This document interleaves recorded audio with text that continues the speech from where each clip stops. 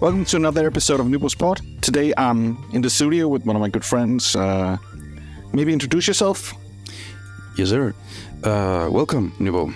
Thanks. Nybo. Glad to be here. Welcome to the see studio. the studio and be inspired with all these. Yeah, a lot of equipment. There's A lot of quite some legendary right? equipment even. Yeah, we got... And some legendary records as well. Yeah. And behind those records, right, there are even more legendary records. Yeah, I need to look at the crates when we're done. Let's do that. And maybe... my name is Levan, also known as Turkman Souljah. And I'm almost 40. Yeah, you're 84 like me. Yeah. You and I and PLB, actually. Yeah, we're like a generation that's a good one. Yeah, and there ain't many of us, right? Yeah, exactly, because it's like people were like 90, 79, 80, and then it was like 86 Yeah. and 82, a lot of them. So Like we're our generation... always been in between, right? Yeah, I think our generation, like some of them went other ways, but I think like Luke's, isn't he also from 84? And Luke Rock or what? No, not Luke Rock, but Luke's the producer who produced for PLB. And did Lucas. Lucas.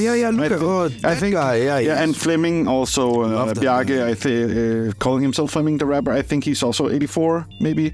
But we are not that many. And isn't it funny that we are always in between? Like, I mean, whenever I played with people, I would either be the young one or the old one. Yeah, exactly the same. It was always people from like 82 or 86. Yeah, what's up with that? Yeah. It was like when I did, like, even in our crew, it was like I was in between. Yeah, exactly. And well, I'm a DJ, and always nice to have a fellow DJ in the studio. Welcome, Nybo. Yeah, we're gonna nerd out a bit, I think. Let's go. And I'm a turntablist. I'm a pianist, composer. You do a lot of stuff. Old man. Right now. Yeah. Yeah. Also been doing for a lot of years because. 25, man. Yeah. I think we'll take. Usually, I start often with where people came into the music stuff and how they did. Yeah. But I think for you, because you have a very special story, quite a unique one. Like, is that a compliment? It is actually a compliment because, to put it mildly, you overcame a lot of stuff, but also it's almost like movie-esque what's happened and how it happened. Like, there's so many coincidences and stories that fit together. You've talked about them before, and you even made a movie about a lot of it. Yeah. Hopefully some people will also see at some point. But I think we should go back to like your what's it called, Turkmen in English? Depends on what you want to say. Yeah. You're from the Turkmenian part of Iraq, right? Yeah, it's actually, if I can elaborate a little bit on that, because I would define myself as an Iraqi, born in Iraq. In Iraq, there's a minority called Turkmen people, and somehow it's like there's not a lot of story about us, where we came from and stuff. But you were originally like nomadic people, right? Yeah, from China and Mongolia. Yeah, and travel all the way down to like Northern Africa, right? Yeah, and the Middle East, Northern Africa, and then from there, I mean, you can find Turkmen people. And just to be clear, I don't think it has anything to do with the country Turkmenistan at all. They don't even look like us. I could be wrong, but what I'm about to say is that Turkmen people, we came from the China area, and then we were brought as soldiers and nomad people, and then we just moved to a lot of different countries. You were expert archers, right? Yeah, something like that. Yeah. I think my shout out to my cousin Bülent, got a couple, and he's a dope producer as well. You know him? Yeah. And a fucking cool guy. Yeah, totally, man. He tells me a lot about my story because it's like it's a blank slate, because it's like you can't find a lot of information about it. But the thing is that you can find Turkmen people in Africa, in Turkey, in Iran, in the Middle East, whatnot. Yeah, and Denmark now. Yeah, even if you can, because as you said, there's like discussions whether or not Turkmenistan is part of it, like the population there is part of it or not. Because if they are, I think it was like 85% of all Turkmenian people, or Turkmen people, are in that country, and there would only be like still only 4 million people I think so. So they don't even look like us. Yeah, you know? and if you don't count them, there's really few. I think you said at one point there was less Turkmen people than there were like endangered orange something. chimps or something, or like chimpanzees or something. Yeah, and my cousin got quite mad at me. He was like, "What? Why do you say that, man? It sounds stupid." I was like, "I'm so sorry, I didn't mean it like that." But he's right. I mean, it's not to compare, of course, to monkeys or anything. It's just exactly. It's the rarity of it. But he has a point though, because I mean, of course, I'm proud of my history, my heritage. But one thing I can say for sure is that I'm a Turkman from Iraq, born in Iraq. In 84. Yeah, and so proud of it that you even had your name. Well, be it. Yeah, and that we can get back to that, but that name kind of happened by accident also. Yeah, but it fits the whole story you just told already. Yeah. But let's go a bit back to Iraq. You were born in Iraq, and you, I think, I don't want to tell your story. I think you should can you tell a bit about. Not as much, maybe if you want, you can talk about growing up, but more about how you ended up here. In Denmark? Yeah, and then the whole story with your dad and stuff like that. Oh, yeah. I will tell about it, maybe not in so many details, but what I can say is that my father wasn't quite fond of Saddam Hussein. Yeah. He was a bad man, and he put a death sentence on my father. And my father was in jail, and he was tortured, whatnot. In some miraculous ways, my father escaped the prison. And then we had to flee, because then it wasn't just my father who was about to get executed. It was also myself and my big brother and my mother. Yeah, they would usually execute the whole family, wouldn't they? Yeah. And if someone fled, they would just execute the family instead. Yeah, exactly. So in that way, he was like keeping control of people, right? I mean, what can you do to her? How can you be revolutionary about something when you know that your family is going to pay? However, my father knew that the only way he could do it was to flee. So we fled to Iran, and from there to Turkey, and from there to Denmark. Yeah, I think that we were about to go to Sweden, actually, but we ended up in Denmark. Yes, a lot of people actually seem to, also a lot of the people I know that fled Afghanistan, and they were supposed to go to Sweden as well. It's because we heard rumors that Sweden are more tolerant of foreigners and dark people. That's what we were told. But how old were you when you fled? I can't remember, but I can remember. You know what? I mean, none of us really know it. I was a kid. I was old enough to remember everything, but I was a kid. Yeah, because it's like, when you have a traumatic experience like that, it's like your mind kind of reduces it. I mean, filters it out. Yeah. So some things we forget. Yeah, you mostly probably remember what you've been retold. Yeah. And then I remember what I've been retold. And at one point in my life, me and my brothers, my big brother Timo, and little brother Yusuf, big shout out to them, we would sit down and we would tell each other these stories, right? To see what part of it was imagination, what part of it is made up, what part of it is adopted from what people told us. And there's a lot of crazy stories in there, because a lot of things we did see, we did smell. Your body remembers smells, man. Remember the feelings, probably. Feelings, yeah, and the smells, the emotions. It's the reptilian brain. The strongest reptilian center in your brain is the smell center. That's why if you walk past somebody who has the same perfume as your ex, man, you're instantly back. Yeah, but also those shitty days. Yeah, so sometimes after you came to Denmark, a certain smell would remind you of something, maybe. Yeah, but don't you also get that feeling when it's Christmas in Denmark, Christmas smells different, right? I mean, smells in a significant way, right? Exactly. I also remember a lot of for example, I knew a lot of people that fled Somalia. Yeah. And they often use certain products for their hair that would... Foods and stuff. Yeah, and they were easily smellable. So, So they would just walk past Safari shop in Aarhus, where you could smell it all the way through the door. Yeah. And they would be reminded of stuff I remember them telling me and stuff like that. So I think it can bring forth trauma, and it can also bring back good memories. It can be exactly a reminder, but as music can as well, and as emotions in any way can. Definitely, most definitely. I think all our senses is connected to memories in some sort of way. Yeah, and I think the sixth sense that people are talking about or referring to could be intuition, Yeah. right? Or what? Yeah. That Maybe. makes sense. But Is that a sense as well? Maybe it should be. yeah, sort of. I mean, don't we got the more than sixth sense five? probably? So yeah. Like, don't we got more than 5 senses? Like back in the days, you only had you could only measure intelligence in one way. Now it's 32 or 45 ways of measuring intelligence, right? It could be emotional intelligence. Well, what do you call it? Spatial intelligence. You got all kinds of intelligence.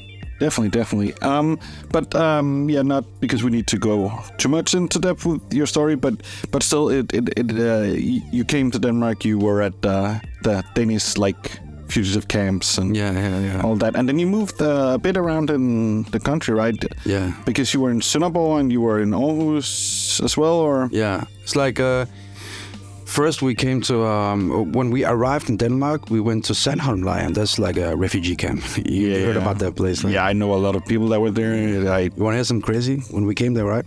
And when we arrived, it was I don't know how you even say that in English. Kaserne. What is that? Yeah. It's an old army Barricade, something. barracks or something. Yeah, right? I think. But there's 3 of them, and Sandholm is the one who's empty and not used. The other ones, when we arrived, just came from the war. They were still making military drills, so you could hear. Yeah. Like That's I know that, and that's weird. one of the stupidest things I've ever heard is placing people with severe war trauma next to where they do war drills. Exactly. It does not make sense. Especially, it reminds you of some kind of solitary prison. That Yeah, place. because that's something we're not all proud of in Denmark, but fugitives often don't have as many rights. You're not allowed to work. You're not allowed to go certain places. Yeah, but sometimes where you come from, right? Yeah. But at some of the fugitive camps, some of them really aren't allowed to do a lot of stuff. Yeah, one of my cousins, far cousins, he was living in Sandholm for 4 years, and then he got transported back to Iraq. I mean, that's crazy. But from there on, we moved around 36 times or something, so we've been all over Denmark. We've been in Thisted, grew up in Aarhus. One of our best memories is from Aarhus, a city called Forvang, next to Silkeborg. Sønderborg, I love that place. We lived there for 3 or 4 years. That's even where maybe my musical journey kind of started also. Now in Copenhagen, we all live in Vendløs, I think. Yeah, you have a lot of your family close to you here. Yeah, that's been a big part of the grand plan, that we wanted to gather everyone around the same spot. Also because you've been dispersed a lot for a long time, and Exactly. Again, moving around that many times also got to be crazy. Yeah, because you just get to know people, you get new friends, and then you got to say goodbye to them. But how long were you in Aarhus for? Can't remember, man. It was quite some time, but we had to move because there was a lot of crime there. So Yeah, it was Gellerup you were living in, right? yeah, Bindesvejen, Gellerup. Yeah. And next to Shady. Yeah, and Shout out. I remember I was also running around there in Trillegården and those places. Yeah. And those times, and it was not always. I felt safe there, but it wasn't always good places, and No, man. there was a lot of fucked up stuff happening. We had to move because the 3 of my uncles got shot and killed at the same day. Yeah, I remember you told that story. You even had one of them in the video, I remember. Hussein, rest in peace. Yeah, that's crazy. I mean, then for some crazy reason, my family thought that we should go to Sønderborg. And if you want to, Yeah, that's got to be quite the culture shift. it's like Fresh Prince in Bel-Air. Yeah. But then we ended up in a ghetto as well. I don't know why we always end up in ghettos. So it was a tough place we ended up in. But I have some of the best memories in my life from those places. I mean, the thing is, though, talking about linguistics and semantics, when you're new in this country and you want to learn to speak the language fluently so everybody can understand you, it's a very bad idea to move to Sønderborg, because that's like... Yeah, weird dialects. I don't even understand most of them. And, it's like my Danish got even worse, and then a little better when I came to Copenhagen. But then when I came to Copenhagen, people would laugh at me because I had this... I would say stuff that people would say in Jylland. You could say træls. How do you say that in English? Træls? Yeah, there's not actually a real word for it. It's sort of annoying, but not really. Yeah, and you can't say that in Copenhagen. People laugh at you, like, you're saying trans. You can't say that, right? So I had to I had to learn. You had to adapt. I truly had to adapt. But that's been your life, right? Having to adapt a lot. Yeah, I mean, we speak so many languages just in my family that it's like, yeah, I don't know even why I said that. But we speak a lot of languages, and funny thing, Nubo, is that whenever you switch from one language to another language, we talked about this earlier, it's like that... Your whole personality shifts. Yeah, exactly. I mean, when you were a kid and your parents talked to you as a baby, they would like almost sing to you, right? No, right? So, I mean, your mother tongue, Danish, it came with like this emotional connection, like my Arabic or whatever Turkmen I speak. But then when I speak Danish, my emotional connotations to the Danish language is through something quite different. It's through, you can't say that in Danish. You don't sound Danish, right? Yeah, but so I don't express myself in the same way as in other countries. Yeah, and languages. Languages can be weird like that because I have a hard time pronouncing some English words because I have like speech deficit. Yeah. With my just for the record, we had to change microphones 3 times when you came here. Yeah, because I have a weird voice as well. But nice and crispy voice, and now we have found the golden combination. Yeah, double mic. Yeah. No, 3 fucking mics. Oh yeah, 2 condensator mics, condensator mics, and 1 dynamic mic. Yeah. Sorry, it's gonna sound really good. So if you feel this sounds better than it usually does, that's why probably. But what is interesting is that even though I have a hard time pronouncing some English words because of, especially when I was younger, I had to go to a lot of speech therapy because my tongue wouldn't even pronounce Danish words correctly because of the way my mouth is shaped. Wow. So I have a speech deficit,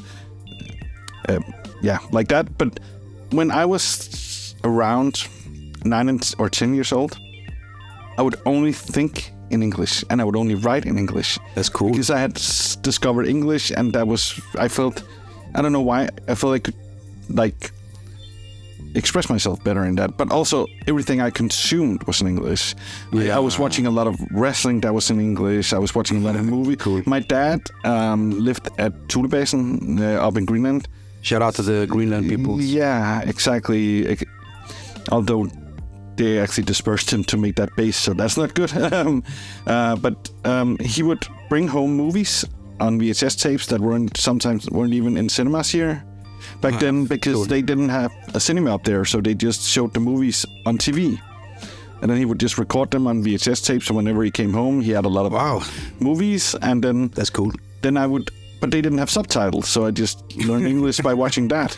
And that's crazy. Also, because I was such a huge Michael Jackson fan when I was like 6 or 7. I wanted to write him a fan letter. So I just found a dictionary and started to teach myself English enough to write a fan letter. But so I started thinking in English. What a story. And speaking in English. And doing everything in English. Well, and did you even dream in English? Yeah, everything in my head started being in English because I was... Wow. I don't know why, but it's funny because I have a friend who... it might be my autism as well doing that, because I have a friend whose kid has autism as well, who only speaks in English. Wow. Even from like the age 4 or something, 5 or something. So that's amazing. You know, I wanted to learn to speak English because I wanted to understand movies. I'm a big movie fan. But were they speaking a lot of English at the refugee camps as well? Because no, they got people who translate for you. Okay. Yeah. So they got like a guy who speaks Arabic or Turkish, Turkmen. Okay, because French. Cool. Because I just remember some people. I think it was Nias Ali who told me that he learned a lot of English there. Oh yeah. Okay. Cool. I think he was there much later than later than you. But he's also younger. Oh yeah. Okay. Yeah. Sure. But also I think they fled later in his life as well. Sure. But yeah, still, it's just interesting how stuff like that works. And I'm guessing the whole learning different languages and having to like switch between personalities, but also probably help you adapt, but also probably did something to you when thinking music. Like computer games did to us, right? Yeah, but also just that you were learning different things in that way, in the way you were. Definitely. So when it comes to like having to play keyboards, do scratching, your head is also thinking in different ways, probably.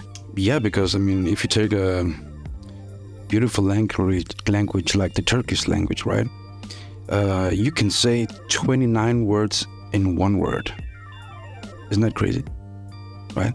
And you can... and it's probably... Is it then the way you pronounce the word that defines how it is, or is it... Yeah, and you put like... my brother's so much better explaining this, but it's like... if I say that I can't even explain it, but it's like I can say like 29 words. I can do a whole sentence with like one word and just like alter the ending of the word. Yeah. That's a totally other way of thinking, and even French. The tonality in the... Also the tonality. Yeah, because, how you do it. It doesn't... Like, one of my friends went to Vietnam to record some artists. He was using autotune. And all of a sudden, because of that will fuck it up, yeah. It changed the meaning of the word. Yeah, that makes sense, because that's how they... The last tone on the word often. I think that I'm pretty good at frequencies and sounds and stuff, but my girlfriend Teresa, shout out to her. Why are you mad at me now? she told me a word in Vietnamese, which is la, which means water, I think. But then she said it like 9 times in a row, and for each time she just altered a little frequent note in it, right? And that changed the whole word. So she said la la la lo la la la la la, 9 different words. Yeah, it's amazing. And that's so far away from Danish. Yeah, exactly. Because we don't really have that. Well, we have it with a few words, but that's maybe like it has 2 or 3 meanings. And then also the meaning how you pronounce it will still be different in Jylland than it will in over here. So, yeah. So, but what about the name Rauna, for instance? You don't pronounce the G. But when you write it, you write G in it, right? Rauna. Oh, yeah. G-N-A. Yeah. Like on a walk and stuff like that. Yeah, we have a lot of silent, letters and stuff like that. But Danish language also got a lot of rules, right? I mean, when we came to Denmark, Yeah, but a lot of rules that are broken all the time. Just like we came and we said, I want to go into the toilet. Yeah, let me say it in Danish. We said to my teacher, jeg skal I toilettet, They would laugh at us. It's på toilettet. You say på toilettet in Danish, right? It's like the equivalent of I'm going on the toilet or in the toilet. Yeah, exactly. So we would say I'm going into the toilet, What is he doing? Is he swimming there? Yeah, and the same thing that a lot of people come to Denmark has an issue with is the sex of the words. Even though we have one sex or non-sex, it doesn't really make sense. It or in, and a lot of people that aren't Danish, they use the wrong one often. Exactly. which is even I remember Marwan more or less also doing it on purpose sometimes in his music, because he owns it. Yeah, because even though he knew it was wrong, it was the way he was speaking it. Exactly. And you know what you can say about big shout out to Marwan. I love him. One thing you can say about one guy as Marwan is that he's never short of conveying his emotions through his words. You can always understand what he's saying. Even though if you don't understand the Danish language, it's like Michael Jackson. Yeah. I wouldn't know. I didn't know what emotion. Exactly. I didn't know what he was singing about, Michael Jackson, but I totally knew what he was singing about. Yeah, right? Yeah, exactly. That's a really good point, because that's what got me into music, was the emotion in it. And I did not understand the lyrics at first for a lot of it. It just sounded cool, right? Yeah, but it could make me cry, or it could make me feel happy. Even though you didn't understand the language? Yeah, because I understood the tones. And isn't that art? Yeah, it is. Right. And I'm guessing, I don't know, when you were a kid, did music mean as much to you as it does now, or was it something that came later? No, I've always loved music. It's I can't really put words to it, but if I should try, I would say that it's like I was hearing God. Does that make sense? I was hearing something that wasn't there. I've always had music in my head, sounds music, even now, and it was just, it had a very significant meaning for me because I never felt alone because I always had some kind of communication with something that I couldn't see. And I was just accepting all these ideas, and later I learned how to put them down on paper or in my computer or in my drum machines. So I've always been very, very, very, very happy about that. That's a weird answer. I'm sorry. Oh yeah, that's okay. I like the answer, but that also brings me to like where your history in turntablism and hip hop sort of starts, because you at one point found like some records in I found a turntable. And a turntable, that was like thrown out. Exactly. Like it was like a Fisher Price type of turntable, or what type of turntable it was. Not even that good. Just when looking at it, the needle would jump. I mean, it was terrible. But check this out. Before that, I mean, in the refugee camp, we listened to Kim Larsen. There was a tape recorder, and they had like Rita tu Haram Manu, songs. Yeah. Larsen. We would listen to that. I loved it. At some point, my father, he would go down and borrow some cassettes from the library in Denmark, in Sønderborg, actually, I think. Not even Sønderborg. Back in Forvang, back in Aarhus, he would bring home these Elvis tapes and whatnot. I would listen to them. I would enjoy them. And even before that, whenever I woke up, my parents would always play cassettes in the morning when we woke up. It would either be like Quran recitations from this guy, rest in peace, called Abdul Basit As-Samad. Sounds amazing. Or it would be Rumi poems we would listen to. So I've had it close to my life ever since I was a kid. Sounds, strange sounds, different sounds. But at some point I found this turntable in a dumpster, and then I started. I brought it back home, and I didn't have an amp nearby. You know how it is when you don't have an amp. I know. You know what I did? I just put my head down to the needle so I could hear like the silhouette of the sound. Yeah, and you found some records with the record player as well. Yeah, I did. Which was probably outside of what you knew at that point. Yeah. I mean, I just knew about Tupac at that point, right? Yeah. Rest in peace. I love Tupac. But this was like classical music. There was Mozart on one side and Beethoven on the B side. It was like a classical music greatest hits. World. Yeah, I loved it, and I could just hear the silhouette of the sound, right? So you could imagine what happened to me when I got the amp. And I could hear everything. It was like, have you seen these videos on YouTube where they introduce people who are colorblind to these glasses? Yeah. That's almost how I felt. I was like, and this music was talking to me. I loved it. It just sucked me in. So for every record that I found, I bought in flea markets, became like my compendiums, like my books. That was my introduction to music. Yeah. Besides what I had heard from home. And also in the environment you were in, that was quite different than a lot of other people with the classical music. Probably nobody had any money to send the kids to violin lessons. That's one thing, but also we wouldn't get disposed to that shit in school either. Yeah, and also probably a lot of people your age would think classical music is not interesting. Exactly. Yeah, like, well, what is this shit? Yeah, boring. There's no beat. There's no beat. Yeah, but you're absolutely right. See, that's where the language barrier stops. Mendelssohn, the composer, you know about Mendelssohn. Yeah, of course. He used to say, where words stop, music takes over. So when you speak music, right, you're speaking about emotions. Yeah. When you speak about emotions, there's no such thing as a wrong way of saying anything, as long as you believe it's the right way of saying it or doing it, right? I agree. Correct me if I'm wrong. No, I agree completely. The thing about music, and as you were saying, conveying an emotion. Yeah. People who don't speak Danish can hear, as you said, Marwan rap and understand his emotion, his anger, his whatever it is in it. Yeah. If you listen to like Stian a track, for those who don't know Danish rap, he made a Stian. Oh yes. Marwan. Oh, Marwan Stian. Yeah. He made a song, for those who don't know it, that aren't Danish, about like the struggle of a Palestinian against the Israeli army, like a small guy with a stone in his hand against the whole war system. Yeah, exactly.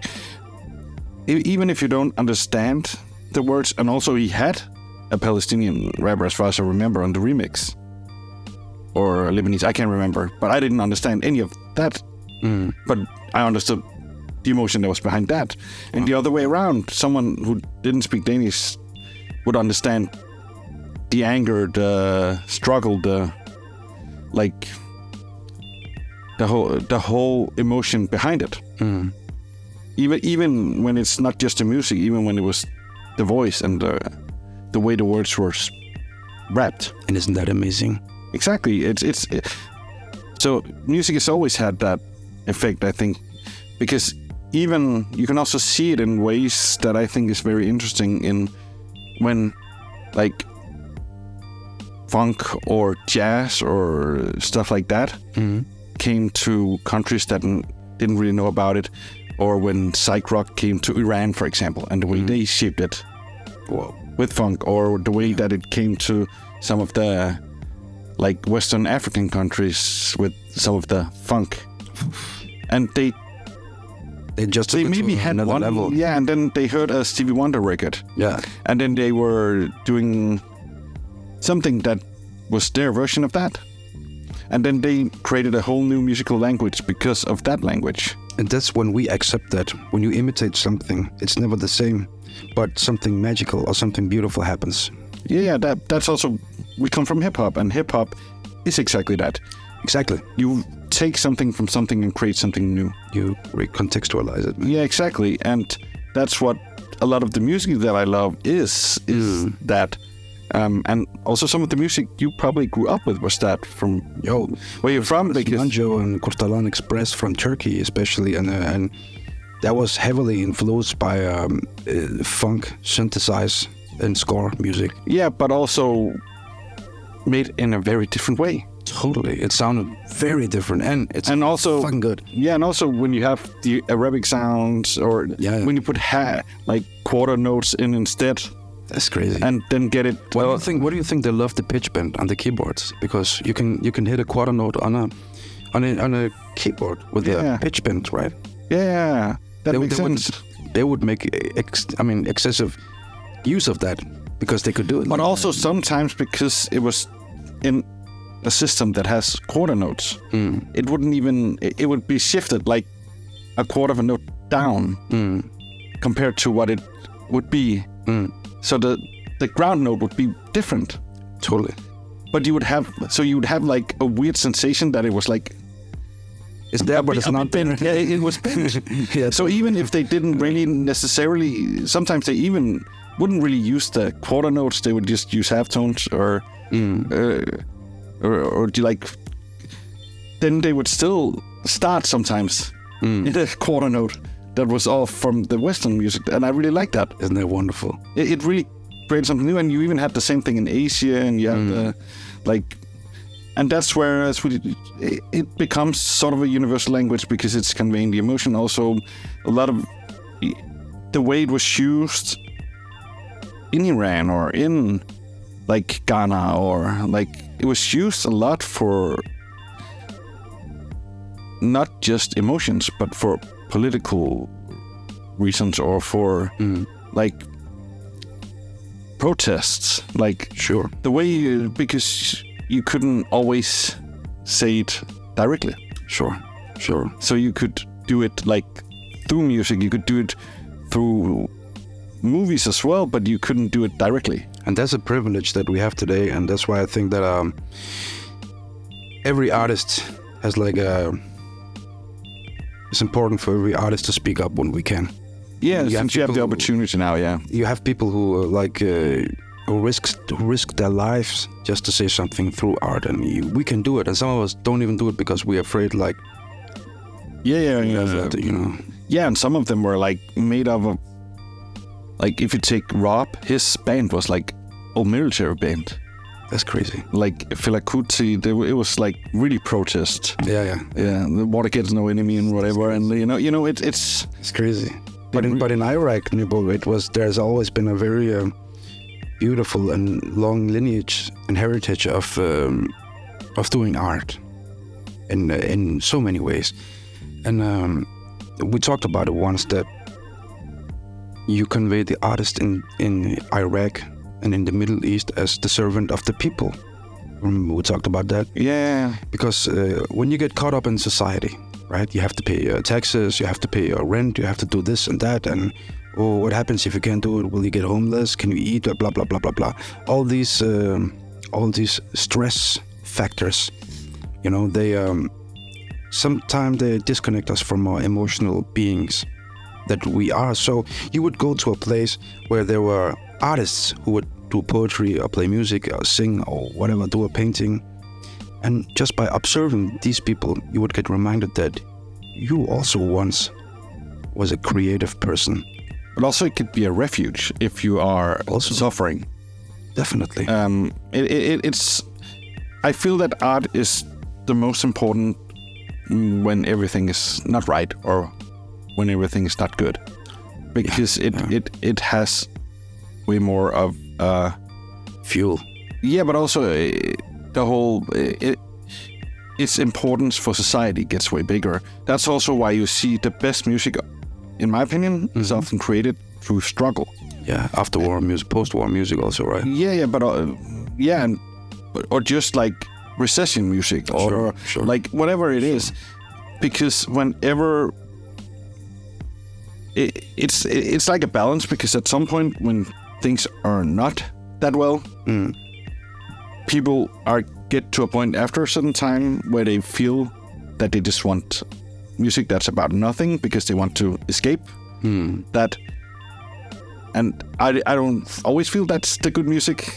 That will always be a taste, of course, but sure. But you always have that like middle ground before and after something is not good, where it's really serious and it's really about something. It creates contraisms. But the other thing is also is an escape, and it can, like, a lot of the funk that we like is created out of doing something that is an escape from feeling bad. So it's not always necessarily about something. Sure. When you do a song that just says "smack that ass, motherfucker" for like 5 minutes, it's not. It's escapism probably, but it's not about something in society necessarily. Hopefully not. No. But it's a fucking good funk song that, can help you escape from your struggles. Sure. So music really has that like position in society, I feel. And I also feel from what we talked in all our talks about music that for you it was like also an escape through music emotionally. Sure. It was a safe space probably. Yeah, but you don't need to have a passport, You can just be there, and that's justified. Yeah. Everybody's a citizen in the land of music. Exactly. And then so you found the record player, and you discovered classical music, and you discovered record player in general as well. From that to beginning to DJ, there's still like a big step. True. So how did you end up getting to that? What was the route to that? Was that when you came to Copenhagen, or was that before? Or? Actually, at some point I bought a turntable in Germany, because that's awfully close to Sønderborg. Yeah. Just a very cheap, even worse than the one I found, And then I sold it to somebody. But then we came to Copenhagen, and I didn't have turntables at home. And then I used to go to this club called Club 47. Yeah, because that was what I was thinking was where you would probably really get going. Yeah, they had turntables. Yeah. And they had like drug addicts, and they had like gangster people there. Like, yeah, but you also had other people DJing that you could connect with. I met up with this guy called DJ Improvise. Big shout out to Sebastian. And DJ Steve was, the guy who was doing DMCs in Denmark. Yeah, and was at that point, DJ. Yeah, exactly. Yeah, great guy. He was kind of affiliated to that place. Sebastian, is that the guy from Resident Beats? Yeah, exactly. Yeah. We started a DJ crew together, but they had turntables. So I would go all the way to Amager from Vendløs, Tycho Brahe, I think it was called. And then back then, that's got to be a long bus ride as well. That's a really long bus ride with a lot of records, But imagine the feeling I had in my gut, because going all the way, just, I was so happy. It was the peak of my happiness, Oh, man. It was the peak of my happiness going to Club Souljah. They had turntables. And even up till today, I think the turntables from, the Technics turntables from 78 or something maybe, right? But they still smell the same. It has some kind of special oil in it. I would just look forward to arriving at Club Souljah and smelling that oil and, just slip mats on and records on. And this is the turntables from, books and TV and music videos. So it was the peak of my happiness to go there. And I went there and I rehearsed 4 or 5 hours, and then I would go back to my place. At that time I didn't have turntables at home. So I would just imagine a lot of how I would practice. And what year we're talking now? Around 2000s, I think. Yeah, because the first time you entered the Danish DMC, that was 2002 or? No, 2000 actually. 2000, oh, already. I didn't have turntables even, but I went up and there was 12 DJs. And you were twice before you won, or? 2000, I went there. I got number 6 out of 12 people, I think. The year after, I got number Jacques. I was in Aarhus, and then I started winning them. Yeah, and that was in 2001 when it was at Old Took It, right? The DMC. Yeah, exactly. With DJ Shine. Yeah. What a crazy set. That was when he had the DC thing. Not lose the one. That one. I think also with the bass thing. Oh yeah. Okay. I can't remember that, but sounds cool. He was very dope. But I don't know. Yeah. So from that point on, I just started battling and got my own turntables. DJ Jet, big shout out. He helped me buy some Vestax turntables, and then I got some Techniques, and then I started winning all these battles. And there's a funny story to it, bro, because again, we are from the ghetto. We didn't have a lot of money, so I would win all these battles, and then I would sell these equipment just to pay our rent and my own rent and whatnot. So that's why I proceeded with battling, so I could win these equipment and sell them again and pay our rent. You had to win the battles to be able to keep doing it. Yeah, it was fun. And then I would come. My brother always tells me this, Yusuf. He says that when you came back from a battle event, it was the best time of my life. You brought home this big bag, you just gave us, I won cellular phones, right? Mobiltelefoner. I won GameCubes, Nintendos, whatnot. I was the ghetto Santa Claus. Here you go, right? So that was it was a very beautiful time in my life. And then at some point I got bored of battling, and then I started playing instruments. Yeah, but I think we should talk a bit about your DMC days, because when you entered in 2002, I won that year. I won that year. Yeah, you won in 2000. Oh yeah, it was 2, 3, and 4. You won. I kicked ass that year. Yeah. I got my ass kicked. I don't know. It was good. But you were doing something that the others weren't really doing by incorporating the classical music. Yeah. We were did that in talking 2003. 3, right? Yeah. Where you started, where you did the and a kleine Nachtmusik with Mozart and MC Aini on the other record. But the thing is that, it's funny, Nebo, because, And you went, I think you went from, Break Your Neck to that. Yeah, exactly. And even a spin up, Break Your Neck, all the way up. What was I doing? Now, the thing is that, this is so weird, but whenever I talk to people who knew about hip-hop, they would, mention Pete Rock, they would mention, all these cool rappers and producers, and as if it was mandatory to love these guys, in order to listen to hip-hop music or be a part of the community. The truth is just that I never really listened to Pete Rock. My favorite record was either Tupac or Run DMC's Tougher Than Leather record. Remember that one? Yeah. I love that, right? So for me to go to the DMCs, when you hear all these cool DJs, they were scratching and cutting in lyrics and stuff, which was quite recognizable for the crowd. That's that rapper. Oh, that's that line from that one. I didn't know much about hip-hop. I never really saw myself as a hip-hopper, if you can say that, a hip-hop guy or whatnot.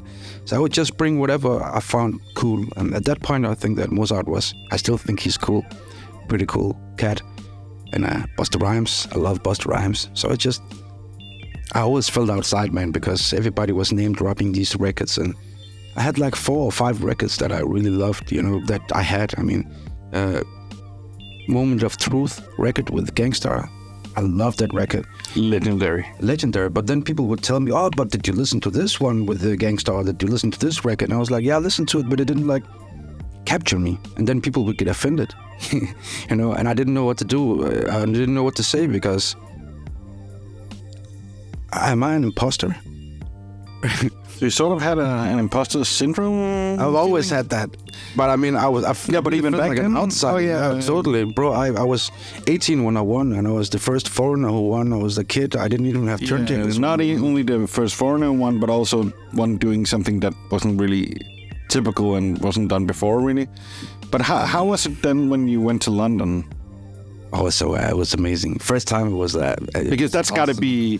Like, one thing is winning the battles here, and one thing is winning the Danish DMC. Yeah. But then going there and experiencing that and somewhat meeting the legends or seeing the legends and being in that. Yeah. Because then did you feel more at home, or did you feel more like an imposter there?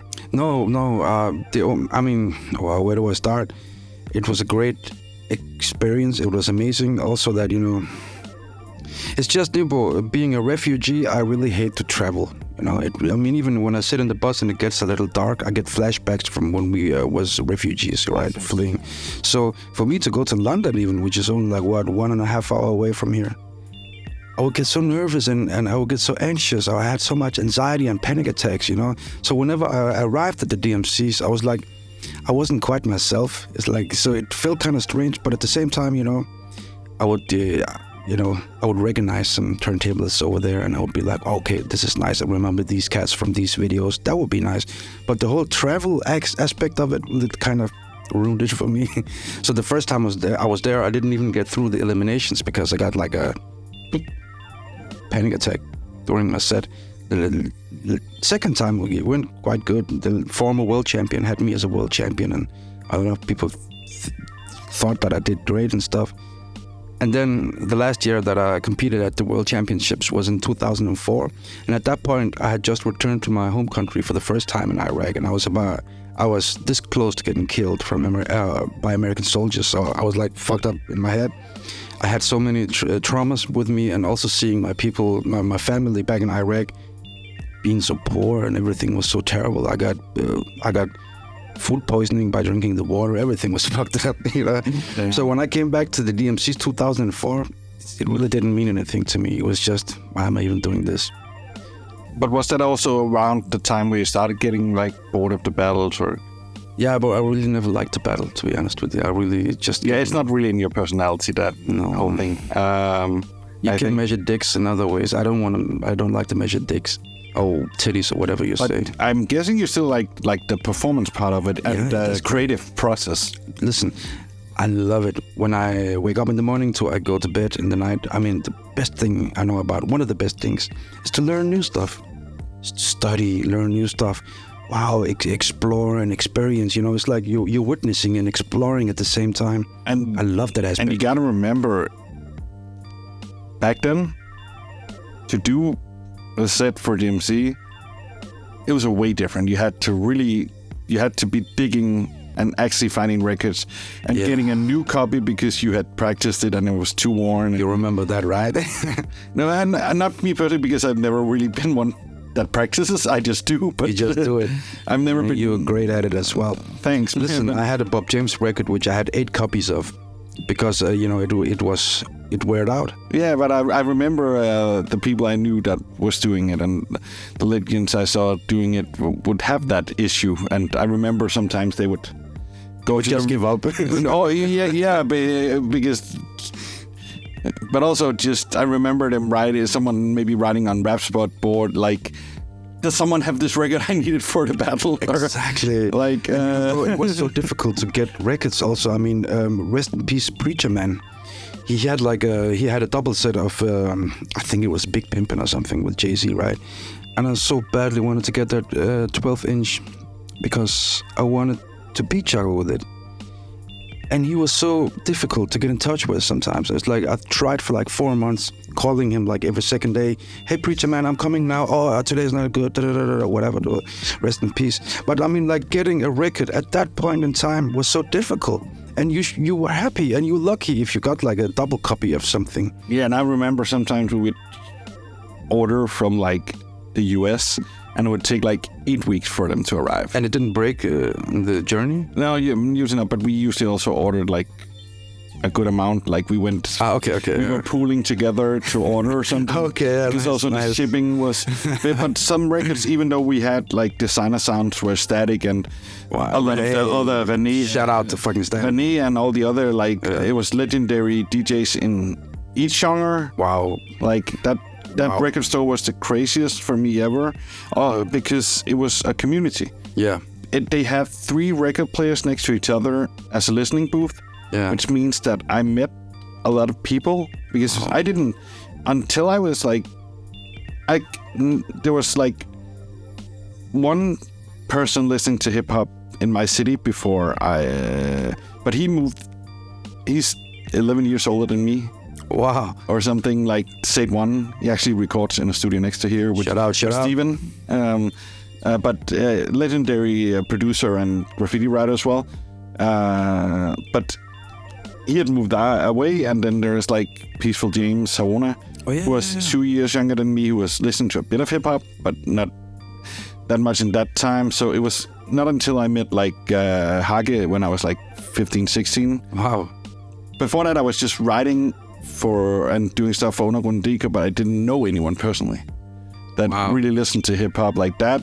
There are like a few people, like some of them were rapping a bit, and when I was in like, because when you were in Gellerup and the western part, a lot of them, like the ones that were actually doing that, they were older than me, and they were like out of reach somehow. Yeah, I was like a little kid, and when I was at the party, they didn't really. And we were very shy and nervous, right? I mean, you couldn't just go up to somebody. But also I was getting into a lot of trouble, so I didn't really always get out that much, and I was also sick a lot of the time. So, I didn't always, and sometimes I could convince some people to go to something like the Mike Rain thing or whatever, but it wasn't until like 2000 that I met Hage, and he introduced me to other people. The whole thing with like after that, and then coming to like the first, I didn't start DJing until I was 21, because I saw all the other DJs DJing and was like, you need to have 2 turntables. I didn't have that. You need to do this in my head to do it, and also just I saw them. I was like, I'm not sure I can do that, but people kept trying to book me because I was already a music curator for so many years, and my name was known for having a music taste. So people, a legend in the game, Mr. Nybo. But I practiced on my zipper, Nybo. I know, and it got stuck once. No, I didn't. Right. But yeah, it's But the thing, my point was more that the first person I started DJing with, because I didn't want to be there alone, like having stage fright and being introvert, but also wanting to be part of the party and not just stand up there alone. I wanted to DJ with someone if I did, and the person I DJed with, René, Narcomadman at that time, later analyzed. Now he's called Maulix, I think, and makes techno. Nice. But I met him because we were standing next to each other in Designer Sounds at the listening booth, and he was like, "You gotta hear this." Community. That's crazy. I met a lot of people through that, and he was like, just passed it on and said, "Listen to this." Yeah, you need to listen to this. This is crazy. And then it was like, then it was like, "What did you buy?" This. What did you buy? Should we go back to my place and listen to the record? So you expanded your knowledge through the community like that. Yeah, but also like the store. But also he's like, "Should we go back to my place and listen to the records?" Wow. And I met several people doing that, and then got part of the community through that. So it was also beautiful. That's the best. That's also really a good weight, because I had gotten to know some people, and we had started the crew and back then, and people were recording back at my place before that. But getting into like a wider part of a community was through something like that. And then it also became like whenever you were meeting up with someone, we'd meet there. So you would just say, "We meet at Designer Sound." Wow. You know what? There was a jackass dude who kind of threw me out of street dance records because I touched the record in a wrong manner. He just threw me out. Yeah, the one in Copenhagen, or Yeah. But why did I even say that? That's okay. But I You know what? I'm going to tell you one thing though. Totally shout out to DJ Noise and DJ Static. I still look up to these cats. And when I started out, I listened to, not when I started out, when I was in, how do you say gymnasium in English? I think it's just high school. When I was in high school in Nørrebro, and near Blågårdsplads, Renshavsgade, we used to go to the EDB area, like, you know, where they had these old computers, you know? Yeah. The big ones. Yeah, go to the computer room. Yeah. And then I would go into Scratch DK, which is legendary site. I was there all the time. And I would listen to DJ Static mixtapes, you know, and I was like, what is this shit? I love it, you know. And also I listened to some stuff with DJ Noise. And then when I met them in person, I was really shy and afraid. But they treated me so well and with so much respect. I didn't expect that from a very... and probably passing on some knowledge as well. Yeah, and even when I won the DMCs first time, they told me, we passed the... How do you say it? The torch to you now. It's yours now. I'm like, what the fuck? I mean, what? You know? That's crazy, yeah. And that's got to be a crazy feeling as well. Because that's the same, me growing up in Aarhus, the one you really looked up to, I saw, was Static. Of course. Because he was playing everywhere, and at that point was like really... It was a rescue maybe, right? Yeah, a bit, but he stopped. Yeah. Shut up. Also I think went into like other genres. Sure. But yeah, rescue, because also when you were in the western part of Aarhus, it was like he was doing stuff with LOC and Uso and Johnson and those guys. So the whole bangers. Remember that these guys were breakdancers back in the day. Yeah, and graffiti writers. Some of them even.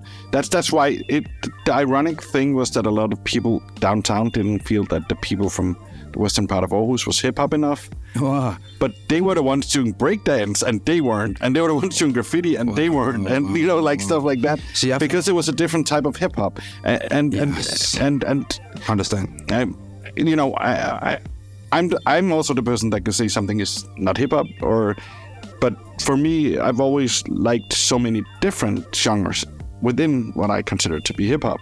But one of my favorites has always been like the West Coast and South part. Nice, yeah. It has another melodic part to it.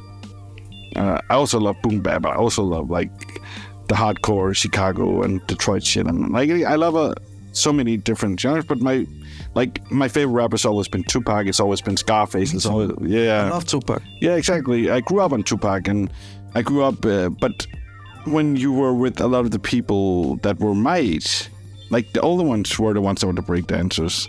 They were a few years older, and like the whole Usos breakdance crew and stuff like that. And Black Top Team. Yeah, but the ones that were like my age were often like only listening to Tupac and not really much other hip hop. Same here, man. So I didn't really have that connection with that. But talking about conveying a feeling, right, or an emotion, that's Tupac right there. Exactly. That's the most important thing. Also, really, like Tupac is to me also, as I've said in another one on the podcast, a great example of something gone wrong and how an artist can be destroyed by society or what is around him. Also, maybe caring too much about people to actually let too many people into your life and shape you, and also feeling wronged by some stuff. But like choosing Brenda's Baby's Got a Baby. Baby's Got a Baby, and choosing Keep Your Head Up, and choosing like all that stuff. You have Dear to Mama, that singles, but also having like I'm a big fan of his like poetry as well that he just wrote. That from Concrete, yeah, and all the stuff. But you have to remember that Brenda's Got a Baby. He insisted that should be his first single. Yeah, his label didn't want it. Yeah, but Shaq G supported him in that, and we went for it. And you know what? Like what is his name? The Game said Brenda's still throwing babies in the garbage, but Tupac made us aware of it in a big scale at that point. Yeah, and also the ones that weren't released before that. Yeah, he had like. And the power. Exactly, and even though he had like stuff like Case of the Misplaced Mic, he had a lot of political stuff even on his first demos. What could you expect? Even when he was MC New York, you know. He was Black Panther, a Muslim community he came from, his mom. Exactly. He's a revolutionary. Yeah, the militant environment. And that had some positives and some negatives, but also he was like a weird, like, what do you call it? He was in between a lot because he was also at art school. Sure. With like a lot of people that were not from that. But then he went to the Bay Area, which was a fucking rough environment. Hey.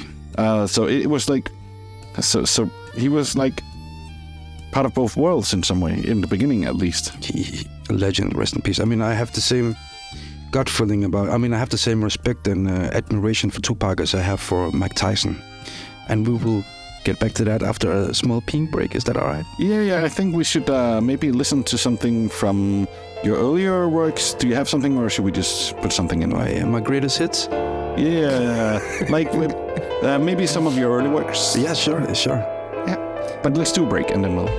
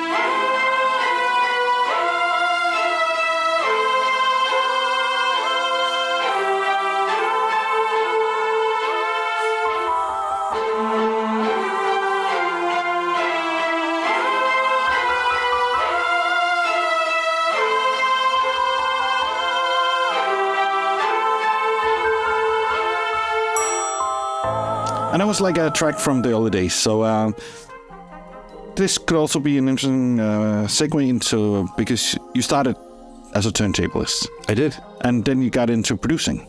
I did. And how was your way there? Was it from the sample point of view, or did you start by playing instruments? Because you started playing instruments as well at some point, right?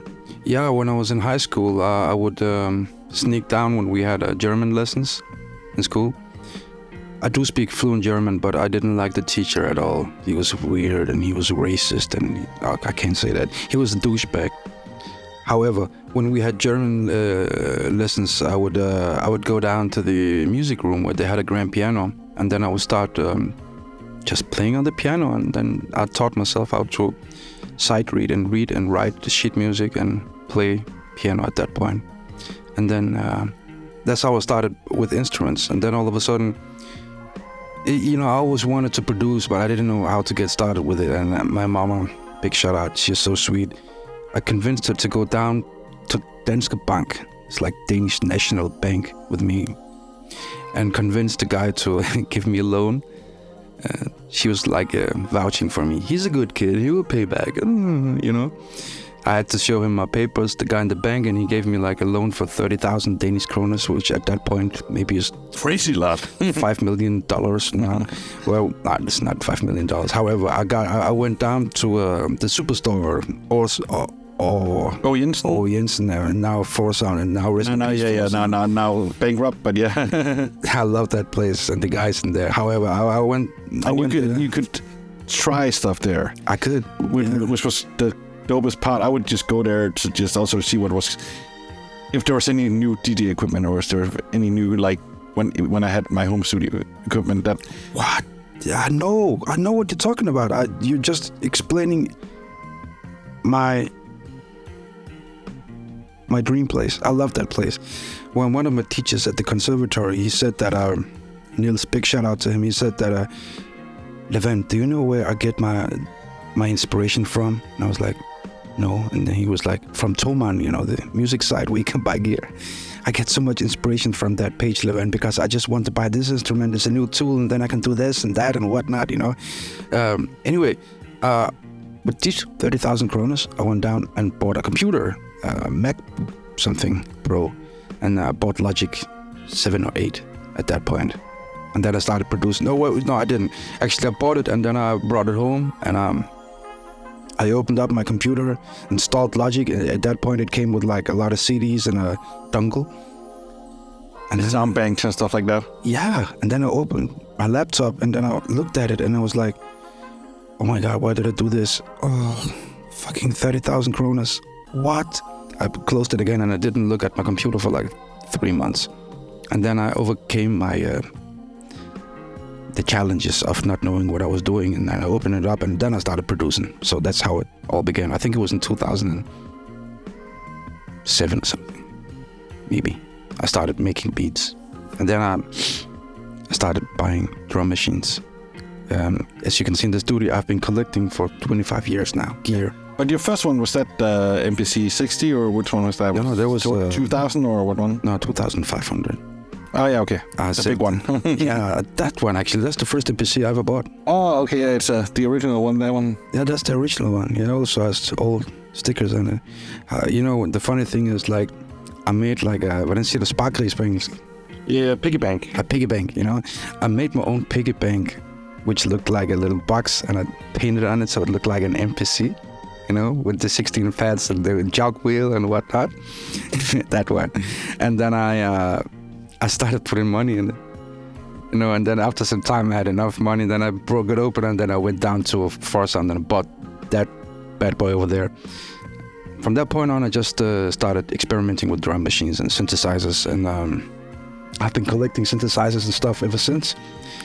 And I could maybe buy an apartment or a house for the same amount of money, I don't know, but maybe I wouldn't be this happy. This is my tools, this is my babies. And like, we talked about a new language.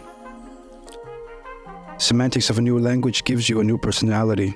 My approach to music changes depending on which instrument that I use, of course. If I use an analog synthesizer, it takes me in that direction. If I use my Fender Rhodes, I go in that direction. And if I use a sample, I go in every direction. So yeah, that makes sense also. Yeah. Even your synthesizers, some of them are very different. Totally. Not just in sound, but the way you can actually play them. Totally. So you would get different stuff out of each one of them. But so you started producing, you started playing instruments and doing stuff like that. At what point did you start doing the videos where you did beat videos? That was me and my brother Yusuf. That was our way of reconnecting. I had moved away from home when I was quite young. Not because I didn't feel good at home. I love my parents. It's just that I was making so much noise. I didn't want to disturb people. So I moved away from home when I was 15 or something. No, a little later than that. Anyhow, the thing with the videos is that let me just roll it back a little bit.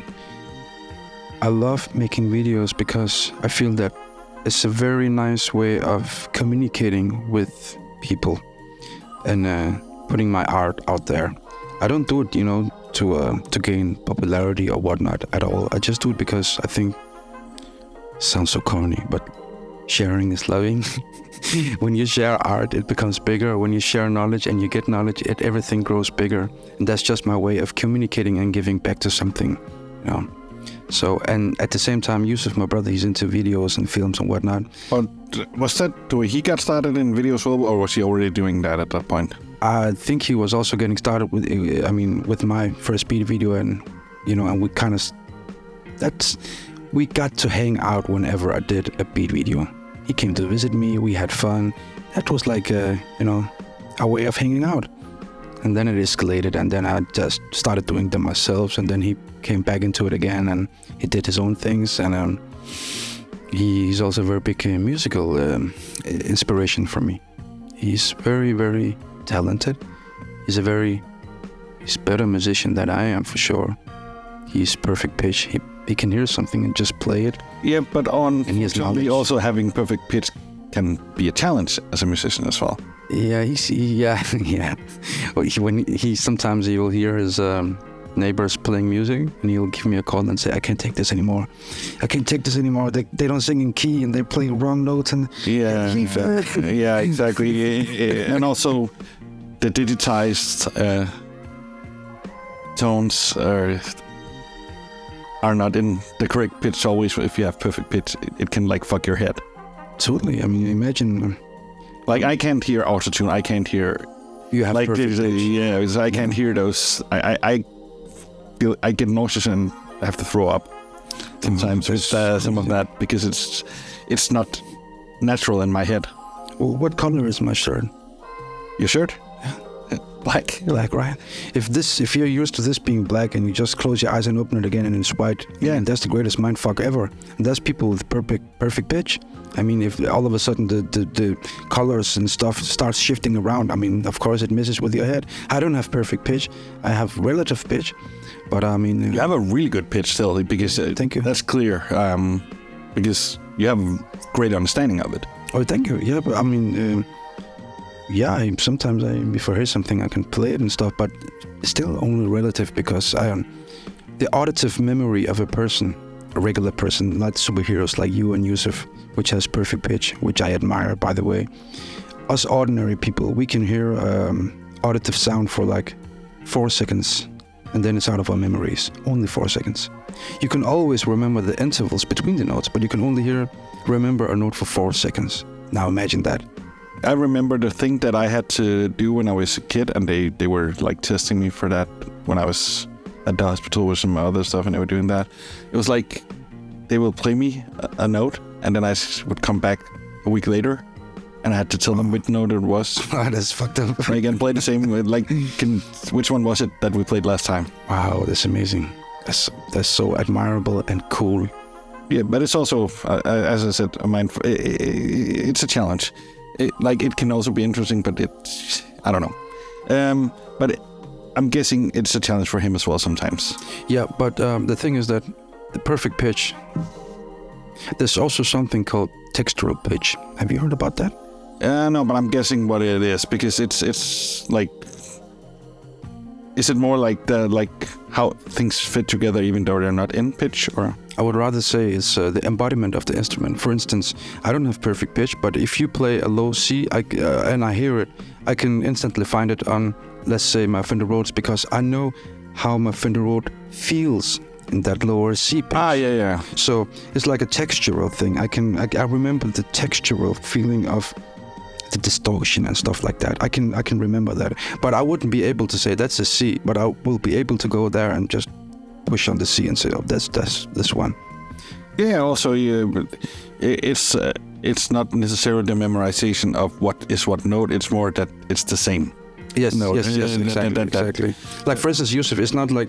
You don't necessarily even need to know it's a C to be able to have that. It's just that you can point out that it's the same one. Listen, like, sometimes I can play Yusuf like a very, very, very advanced chord, dilated chord, like, really, I mean, more than 10 fingers. I push down the sustain pedal and just keep on going.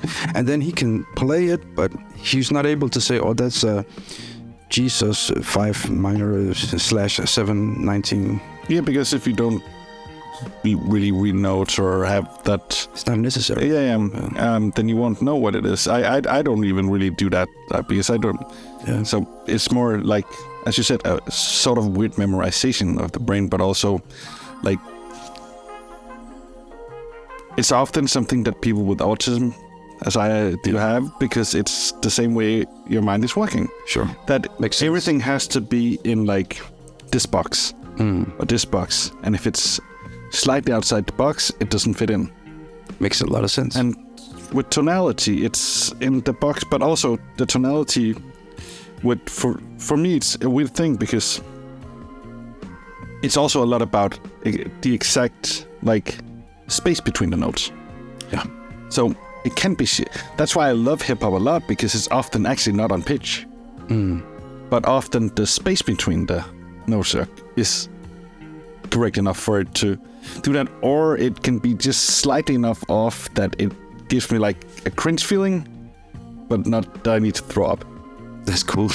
Yeah, but it is, because if you listen to like a lot of the producers you were talking about earlier, Yeah. they actually did not hit the correct pitch when they were sampling. And it still sounds so great. Exactly. But a lot of it is it's probably relatively enough in key and on pitch, but relatively not correctly. And there's just to take that even a little further, Nubo, those instruments and devices they were using is acousmatic instruments. You know what this is? Acousmatic means like you look at a turntable, all the records are black. Yeah. You know, but one of them could have a trumpet, the other one could have an orchestra, this third record could have a beat on it, you know. It's not visually, you don't, I mean, okay, acousmatic is when the sound source is divorced from the sound itself. Yeah, that makes sense. Yeah. So if you listen to me play a flute and all of a sudden it sounds like a goat, right, or something, then that's acousmatic. Yeah, makes sense. And these instruments, the sampler, the SP1200s, MPCs, whatnot, ASR10s and turntables, these are acousmatic instruments. So that's even a dimension further. And also, as we also have talked about, when you sample from a turntable, even just going into the end of the record, it will slightly flutter. It will Totally. you know, it never it doesn't go around in a perfect circle. Often it does a bit of like shifting.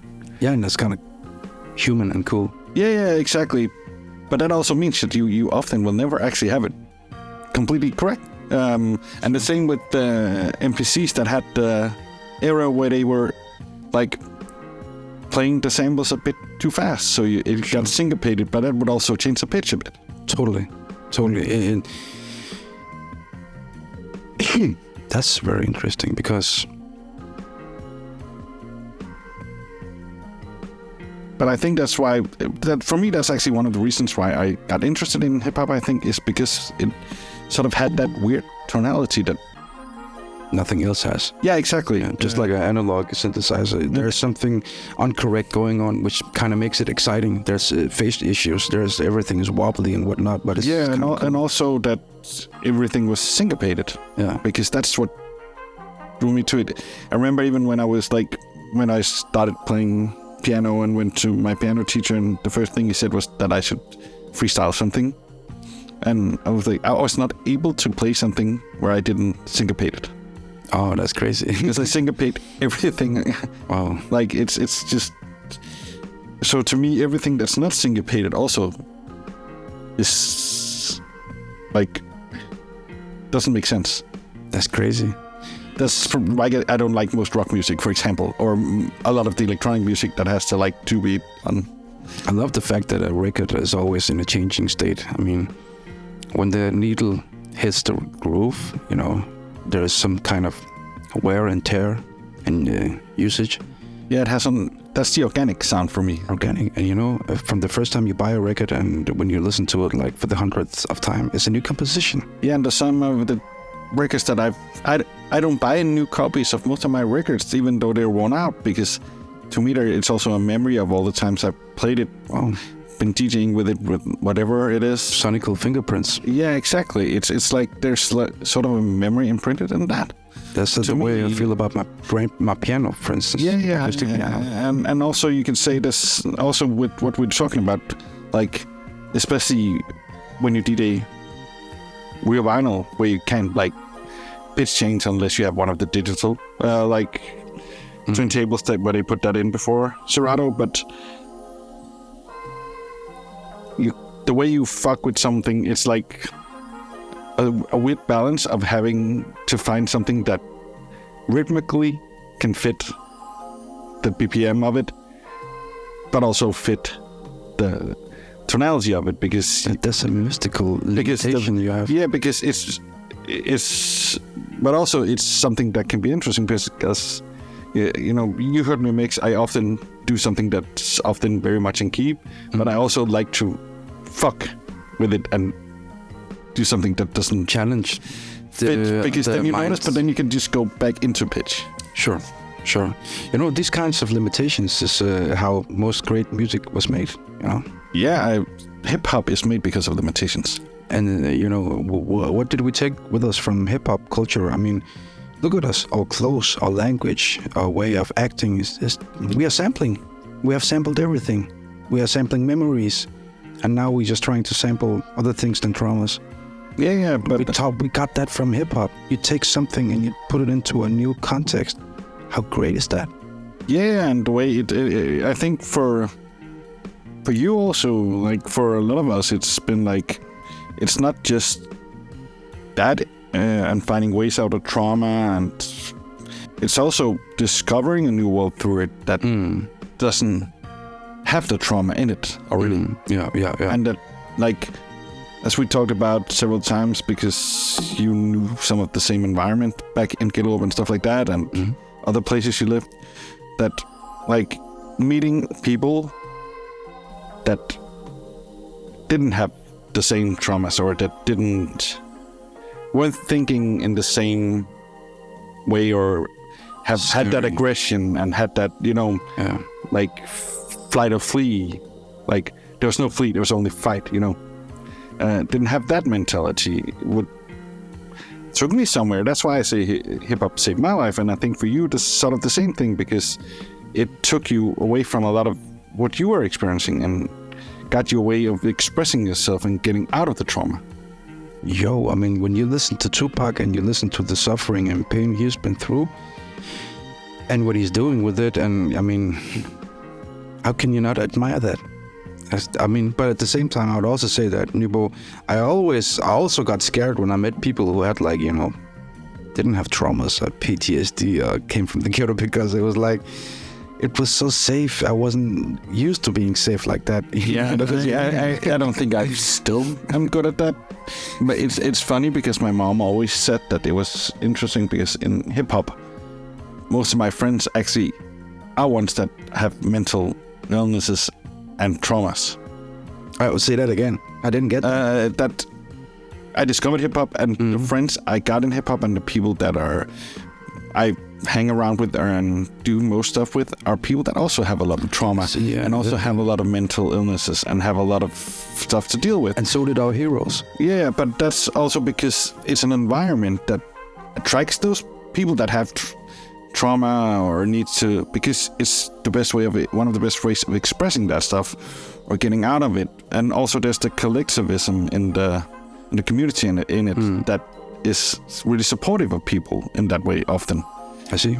So it's just, she's always thought it was interesting that I went out and found a lot of people that have similar issues that I have. Sure. Can you turn the tables around and maybe say it like this also? That highly creative and also intelligent people are very hypersensitive. Exactly. Because they are hypersensitive, they have these feelings, they have anxiety, because everything is right there, right now, in front of them. And where do they meet? They meet in artistic environments where you can express stuff and, you know, channelize everything through filters. And you know what's important and very, very interesting? If you make me a cup of coffee, it's like I compare it to art. I mean, so many people can make coffee. I want to taste your coffee. That's Nybo's filters. That's interesting. That's where the divine art meets the human, becomes manifest. Yeah, it makes sense. Also, it's you said something very important here, I think, for both of us, and something I know that's been really a thing for you, like being hypersensitive, being like hyper aware, even maybe. Sure. That we found something in the creative environment, but hip hop can also be a hard place to be as a hypersensitive person sometimes. Sure. Especially in the battle environment. Sure. And it's interesting, because I wouldn't be here if it wasn't for the battle culture, because I have that in me that like needs to be in that like battle state of mind. But it also meant that like, especially 20 years ago, when you didn't really fit in, as I didn't, and you maybe didn't, because you weren't the typical like macho idiot type that it also often was portraying. Sure. Then you would actually have a lot of issues fitting in, and your sensitivity would back then sometimes be viewed as something negative. Like if you were like a sensitive person, like expressing that, like I was told I was gay a lot of times just for being like Sensitive. open, yeah, and open about I don't mind. Like it's a good thing to cry. I cry, like that. I, take care of myself in another way. Like that I did, yeah, and that I didn't. I would wear a pink shirt, and that was cool. I think. Yeah, sure. Like all that stuff that because it also had like a weird like hyper macho or hyper masculinity in it that could be hard to be in or fit in. I think as But I just saw through that bullshit when I was younger, because when people would act up and be macho, in these battle environments, it's like I feel safe because you have to remember again that we came from the ghetto, and it was not unusual for people to pull out a knife on you or worse. Yeah, you would get beat up. You would be in with people who would beat up other people. No, but it was also. So when I went to a battle and somebody gave me that attitude, it didn't really hurt me. You know what hurt me was that just the hurtful thing about this whole community thing is that I don't even remember what I was about to say, but I didn't give a shit about those macho guys because I met them, or I've met them already, and even worse than that. I'm going to a battle and I'm just afraid of myself. I'm not afraid of the opponent. No. Also, what I always, because I think I've been threatened by 100 rappers or something. There's a lot. Yeah, I reviewed them or I said something about the music that was honest that I didn't like or whatever. I don't know. But like whenever, because I come where I come from, I just like immediately confront them. And then there's nothing because it's often a facade. That's unfortunately brave. Yeah, I don't even think it's that. It's probably more stupid. It's just like, especially when I was younger, that like. But don't get me wrong. When I say I saw the bullshit immediately, I just mean that I instantly knew when it was insecurities. Yeah, exactly. It was more that, and it was more like some people want to profile him that way, or like they think that that's what they need to do to gain respect or be acknowledged or whatever. Sure, but how can you act up all ghetto and then after the battle, you take after the concert you take a train home to Hellerup, and that's it doesn't make sense. No. And you know what? These bad people that I'm talking about, these ghetto people, they're the most kind and most loyal people I've ever met in my life. Yeah, like I think we talked about this. Like some of the places I felt most safe ever were some of the ghettos. Exactly. Because I knew nobody would do anything to me if I didn't do anything to them. Sure. And it was like, because it was still some sort of like community where you took care of each other, even though there were also a lot of bad things happening. There was still some sort of that. Makes sense. And look at us now. I'm afraid to take the metro because I'm afraid that it will get stuck on the ground. What happened to us? Yeah. But at least you have this place. Yeah, that's what. And then you have then you have your Alanis and those guys picking you up and driving you when you. My big brothers. Yeah. Because that's the another part of your, because you've had an interesting career, but I think we also should talk about one thing that you did like a lot of years ago now, because we talked about the whole like classical music and hip hop, and you did like a really melting pot of that. Back in, I don't even remember, was it 2009? Oh, that was California. Yeah, exactly. Oh, yeah.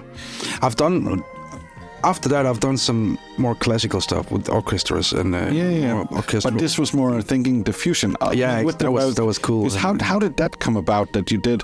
Because it was... How did that happen? Yeah, because it was like, I think I even have the MP3s at home still. Like like the whole sort of a sample thing but still live with like orchestra. Yeah. They Aarhus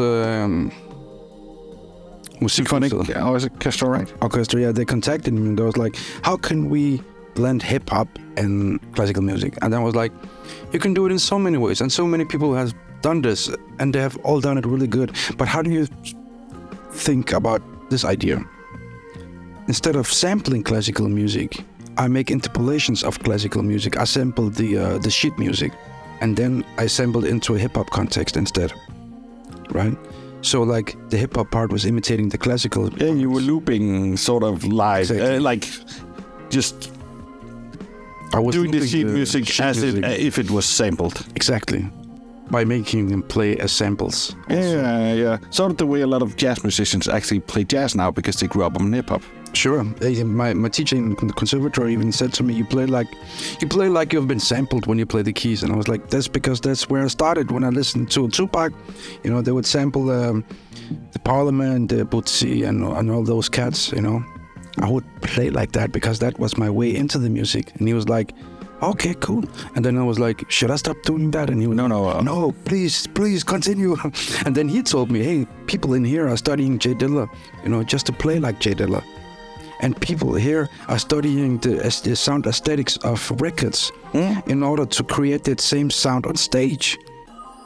You know, so you sound like the record on stage, and you have Shatterhands in here. He's a professor in that field. Yeah, and he did even like we'll get to that with like the conservatory and what he did there as well compared to what you did, because he also actually contextualized that whole thing with having live musicians play it the way it was sampled and then repurposing it and having them play it live. That's crazy. Did you see the Shatterhands concert? I did. I was there with a big shout out to Track, and we saw it together. Yeah. You was there too, man. Yeah, I was there. Yeah, it was. The girlfriend was there. It was really good. But also, I really like Yellow Spoon that he has as musicians, for example, and stuff like that. But I just played with the bass player from Yellow Spoon. Ah, nice. At the whole thing at the Kulturhus Brygge, Islands Brygge. Big shout out. That cat is crazy. Exactly. He got chops. Exactly. I really hope to see that video come out, but we'll talk about that later as well. Sure. But I think first we should just talk a bit. The Rapophonia came about, and you know, did you contact the rappers, or how did that work, or did you just because it became quite a big project. Henning Winder was a big part in this project. Yeah, he was the. He had the contact. Yeah, okay. You know, Primus Motor. He had the contacts to people and stuff. So I would say to him, hey, I want this and this rapper and that rapper in this project, and he would contact them, and then I would, hey, how are you doing? Yeah, because some of them were. It was interesting. Was it? Was the I think it was some Italian composer you had for Juden, for example, where it was like Paganini. Yeah, I think where because it had that flow that would fit him, and then you had Uso doing double tempo over something that. Yeah, exactly. Try to flip it around, you know. Yeah. That and also one that was. You also used Idalisi, right, for one of them? Who? Idalisi, the gypsy. Oh yeah, I did exactly. Wow, you have a great memory. Yeah, I used that. I actually played. Was that Jay Spliff doing that? No, that was Jay Spliff was something else, which was he did a spoken word piece. Slow rapping, like one of his more serious lyrics, as far as I remember. Yeah. He Jay Spliff, shout out, he's fucking cool. He's very macho, right? He's like, yeah, what's up? You know, his hands were shaking because it was such a personal text that he was. Yeah, it was at that point probably his most personal lyrics I've ever heard him. Wow, spit. Great guy. Except for maybe he also had some on majors. I can't remember if that was that.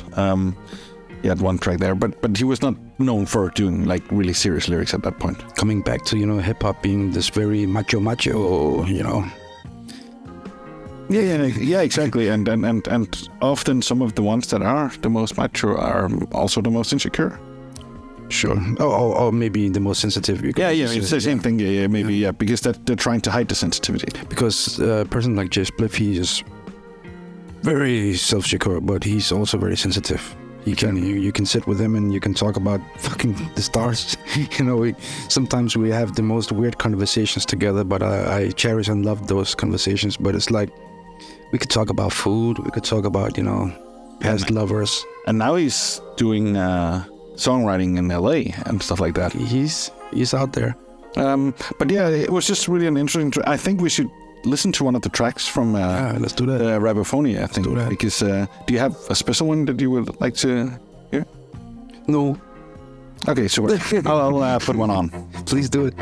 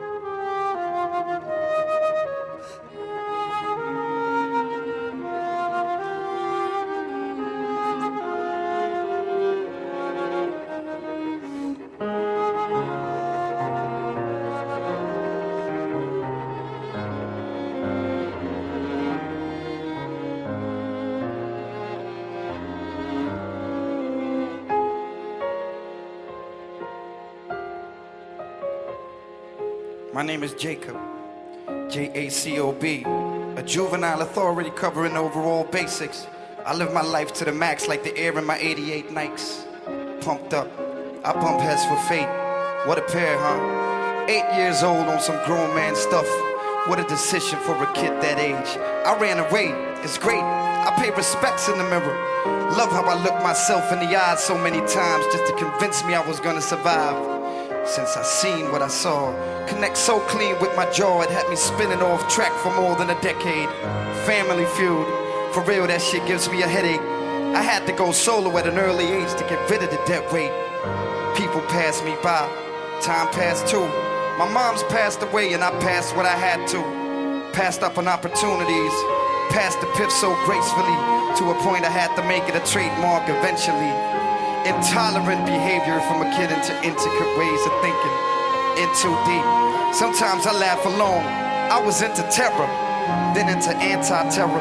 Now it's anti-terror. Who decides who the terrorist? You ain't the one to do it on my behalf. So don't point no fingers in the world that judge too fast. All is fair in love and war, they say. My mom's fell in love and destroyed my life, is it fair? My father was at war within himself and destroyed my life, is it fair? Maybe. I fell in love with a flare burning deep inside. I fell in love with the concept of ambition. Always aiming at next week. Work hard, damn it, recognize my technique. My temper had me out of focus, running wild loking. To a point I had to pay with my freedom, can you believe it? I took 2 steps back, then I ran through the wall on my own damn track. Ran to a place to get the qualities I lack. I try to inform, I hope you know the half of the evil that men do. And don't forget the women. Eventually others hurt from that, that's a given. But I hold no grudge, though I ask for none of this. I just show a little love while I try to have fun with it. And I don't feel guilty. It's not like I'm mail-ordered for my life to fall apart to get a little challenge. But I see how far I can go sometimes just to do it. No boundaries, no chains on me. No one holding me back. No matter if it's eternal bliss or even death that awaits me. They told me, Jay, you too cocky. I asked them why I'm running up the stairs against the wind and the rain like Rocky. And sorry if I celebrate victory with a smile and a hug for the people that I truly love. I ran once successfully, that was then. Now I turn and take a stand, backed up by my friend. A bond so strong we share, to me it's hard to grasp how it even came along. Let alone to comprehend how the last purity left in our souls keep us together. But it does and it's beautiful. Speak something beautiful. Catch us together, you gon' see something beautiful. An organized problem child who survived on a miracle. Knowledge of self and realism recognized. I walk on my own too. Stay open-minded and search for the truth. And I still hope to find it. Silence.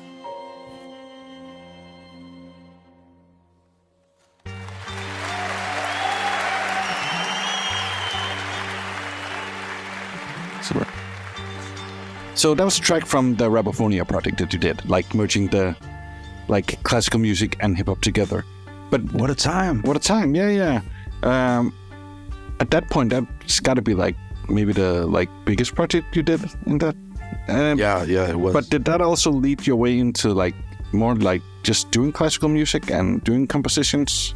No, or did that come later? Or No, I was studying classical music for myself. I'm like yourself, self-taught musician. I was just teaching myself classical music, and played a lot of classical music etudes and sonatas and even a piano concerto.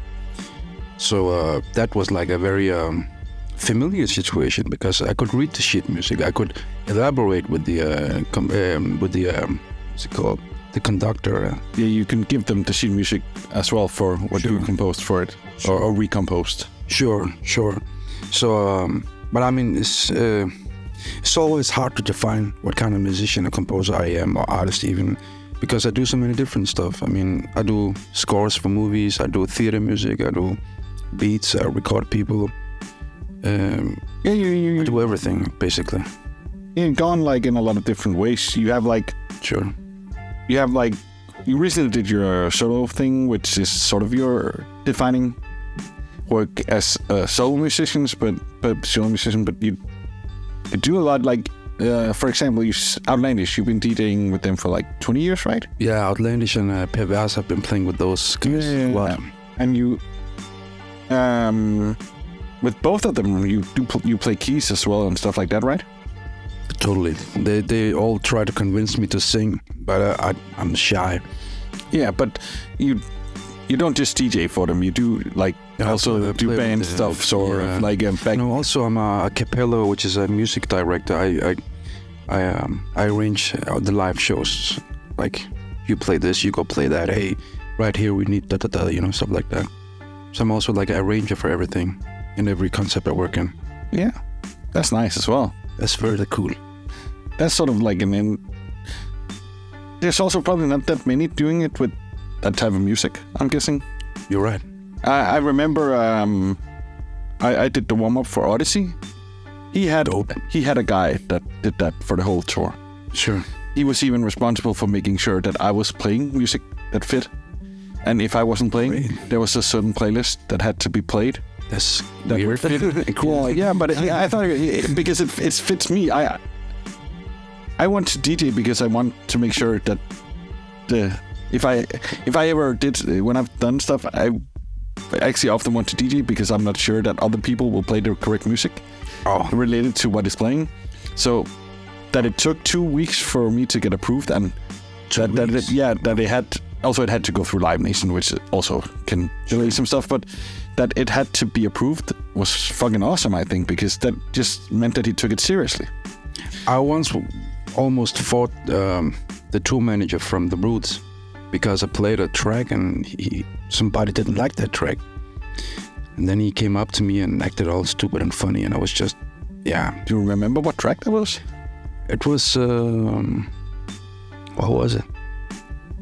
It was a funk track, something, which I think was pretty awesome to play at Storvega as a warm-up for The Roots, but he was not kind and he was very disrespectful, so we almost got in a fight. I tried that. Yeah, okay, yeah, because I do actually feel that a lot of DJs do warm-up shows for acts that doesn't fit the acts. Sure. But I would say like funk tracks in general for a live band like that I wouldn't feel that is that outside. No, I think it's because maybe I was playing something that Questlove already played or would play or something later that night. I'm not sure. But if he wants to play something, he also needs to tell you, I'm gonna play this, please don't play that. Exactly. But you know what? I mean, the Roots, Common was there, I think, as well. They were really nice guys. It was just the tour manager. He was an idiot. Annoying, yeah. Yeah, that's a bit. But so you set up the whole thing up for the live, and you do tour a lot with both of them. Yeah, it's a big part of your life. Yeah, I'm trying to go away from touring that much because you have to remember that when I tour a lot, I play 150 or 200 concerts a year. That's and a lot. I don't like to sit in a car for that long and wait 4 hours just to play like 1 hour. Yeah, and also like having social anxiety and being introvert doesn't always fit with going out playing a lot, probably as well. No, but luckily, I mean, these guys that I tour with are my family. So, Yeah, and you know, we have a good time. You know what we say? It's a safe space, I'm guessing. It's a safe space, and we also say that, you know, this is like a family picnic, you know. We go on a family picnic whenever we go on a tour or a gig. We stop at gas stations, you know, make fun, make jokes, you know. Yeah, I see some of the videos as well. Yeah, right. We're stupid. We're straight up stupid, but we have fun. Yeah, but I like that because it tells me that you're safe around each other and you like each other. Definitely. Because you don't tease around with people you don't like in that way. You're right, and you know what? We respect, and we have authorized each other, but we respect each other's ideas as well. You know, we can talk about social politics, we can talk about art, we can talk about fun stuff, we can talk about nothing. But also with, for example, with Outlandish, you all have sort of a similar story in some ways, I'm guessing. Like how? Coming from having like your heritage being from somewhere else. Oh, yeah. And sure, being left outside, and some political stuff happening to where you're from. Definitely affects your family and affects you in some sort of way, even though you're not there. And man, this like is like feeling like an outsider sometimes, and all that stuff. I'm guessing that band is like United Colors of Benetton. We have an Indian dude, we have 2 Danish dudes, we have Vegas is from Pakistan, and Lenny is from Honduras, Cuba, and Nicaragua. He's been there. He's from Honduras, and I'm from Iraq. You know, we are so different, but we all Danes, of course. But I mean, I don't even know what I'm about to say. But the thing is that when they hire me as an art director as well, they respect me in such a way that if I come with an idea, even though it's a new idea, not conventional idea, if it's unorthodox idea, they still buy it. They're like, yeah, let's do it, because we trust in each other. We trust each other. Yeah, that's also because otherwise it wouldn't make sense to hire you. Exactly. Because you're supposed to come with something that they don't have themselves. Exactly, and you know what? I did that for a lot of people. Even Casey, I did that. So many who can kunstner, you know, the same thing. And the greatest respect that you can give another artist is to let them be them, you know. And that goes both ways, because they say, Levan, we like your way of thinking. Do this for us, and I'm like, sure. But then, when they do something, I have to equally accept it, that I don't want to change Casey in what he's doing, because he's fucking amazing. Also, it would be really disrespectful, because you're not that act. Because you're hired to be complimenting to that or be part of that. So you cannot say you need to not be who you are as an act. And at the same time, you can push some limits. Like, for instance, in Outlandish, this year on this tour, we had a big video production. Everything was so great. I was like, Lenny, you need to do a Vegas, and I had thought about Lenny doing something in Spanish. Just talk in Spanish. Do a spoken word segment where there's only like a drone. You know, but people don't understand what I'm saying. They're like, no, they understand exactly what you're saying. Please do it, you know. Taking chances like that, you know, just makes us grow together even stronger. Yeah, that makes sense. But so the whole being on tour is quite some. Didn't you also have sort of a break from touring with Outlandish at one point, or do I remember correctly, or was it just that they didn't tour as much, or? Yeah, I don't think I had a break. It's just when I started at the conservatory, I just I said no to a lot of bands and artists and groups, because I wanted to have time to study, and then I just wanted to do basically Outlandish and Perverse, because you know, family. I know these guys from way back, and I love them.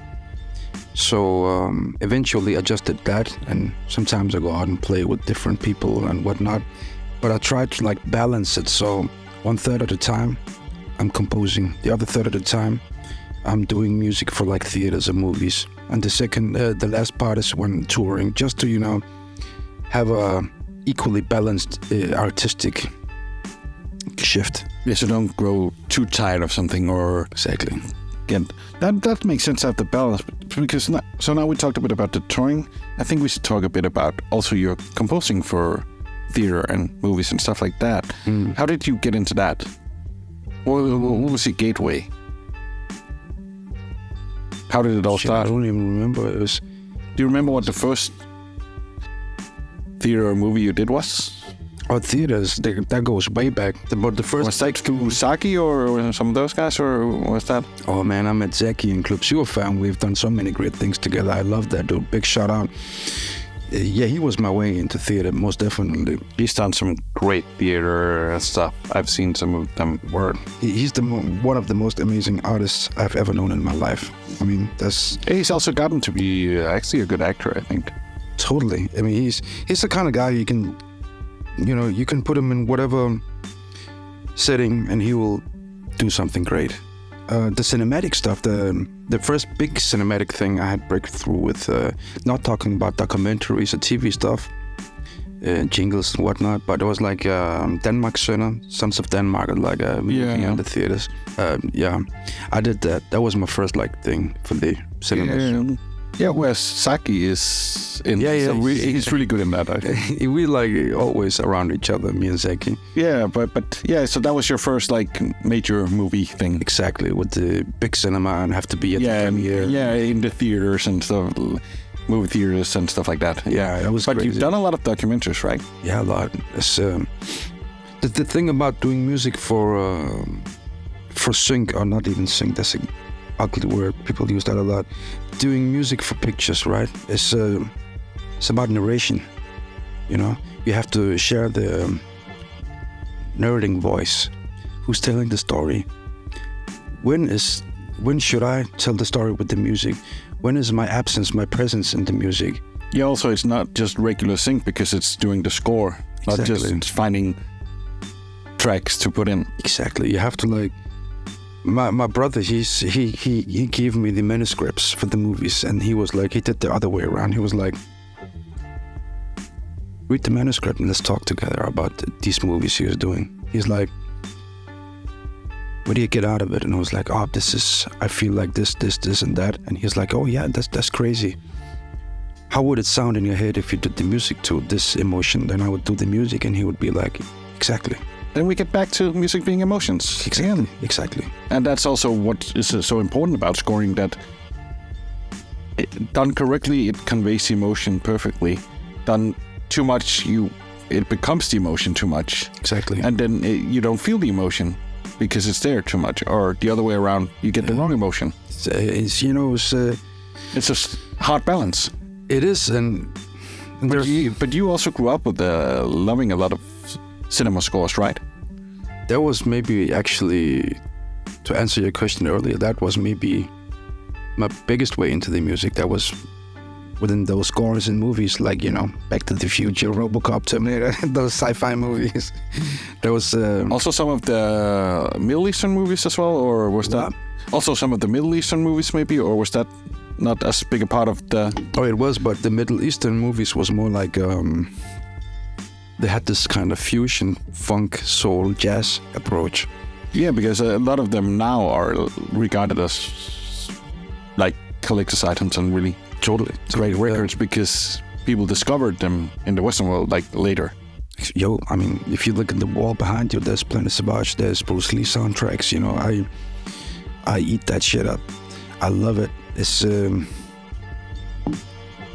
I mean, the thing, we live in Denmark, that's in the north, right? And there's this specific methods of composing music scores where you don't have to convey that many emotions. It has to be almost emotion, the emotions in the music are very absent. So often a drone with some strange noises on top of it. And on the other side, you have the Hollywood stuff, where you have the big motifs on these string orchestras and stuff. Yeah, where it's really exaggerated. Totally. And a good movie composer, score composer, can combine all of these methods into tools and use them in the right points in the music, in the movie. It's just that in the Nordic countries, there are no really melodic themes in the scores. It's all drones and atmospheres, I think, sometimes. And I don't like that, so I'm trying to reintroduce melodic themes, motives Yeah, because like for me, it's always been like a weird balance where you have like cinematic score, and then you have what I call cinematic themes, and then you have soundtrack. Sure. That's a great way of putting it, actually. Because, you know, we have the whole Nordic noir, Nordic like crime movie stuff where it's often pretty void of emotion because you have to discover the emotions yourself through what is happening, but also because it's often supposed to be cold. But is that not like having a girlfriend that never calls you? That depends, but because I think it fits that specific type of movie. The problem is that that's like 5-10% of the movies, but the same idea, as you said, is being used for a whole other variety of movies, where if you where you either have like the score, like that's just, or you have a soundtrack thing, like Druk, the movie, for example. It's a song made for the movie, not and what I would call a theme necessarily. That's what people remember from it, and what was the theme.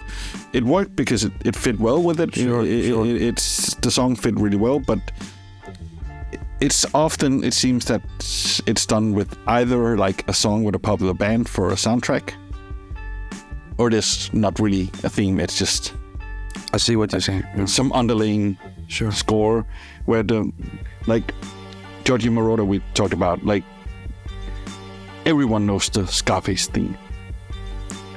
Word.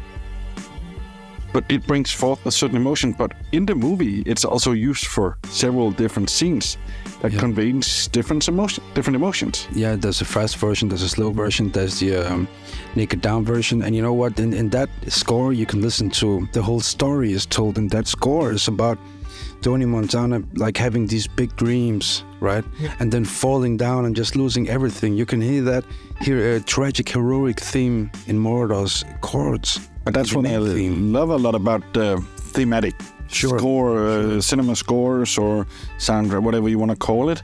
They're often called soundtracks when it's on vinyl for some, But what I love is that often you have the same theme done in so many different ways. Totally interpolations. And it can convey such a different emotion even with the same chords. Sure. Like, one of my favorite soundtracks ever is Love Story. In A minor. But the crazy thing is it's not that much of a love theme in theory. Like, I used it once for like a wedding mixtape for my friend's wedding that I put up. And some people listening to it, and why do you have that same song on there? But for me, it conveyed a very different emotion because I connected it to also what it was in the movie. And should I put Immortal Techniques version in it? Yeah, that one became sad. Yeah. But I understand why people also like the what's it called? The Elton John thing with the Wise Men Say Looks Like Rain Today. I can't remember the name. That has the same thing where you have like with emotion that and I saw that used in a Danish movie for like a love story sort of thing where two people were biking together and one was hopping on the other's bike or something. I can't remember. And it was just, it gave really that emotion that was not the same emotion as the sad love story that it sort of had. It's all about context, man. Exactly. So that's also what I'm guessing you sometimes would think with a score, that it is like, what I feel are bad scores are the ones that just does the exact emotion too much, because then you don't feel it yourself. And also you underestimate the audience. Yeah. But a lot of Hollywood movies do that. Sure. I would say that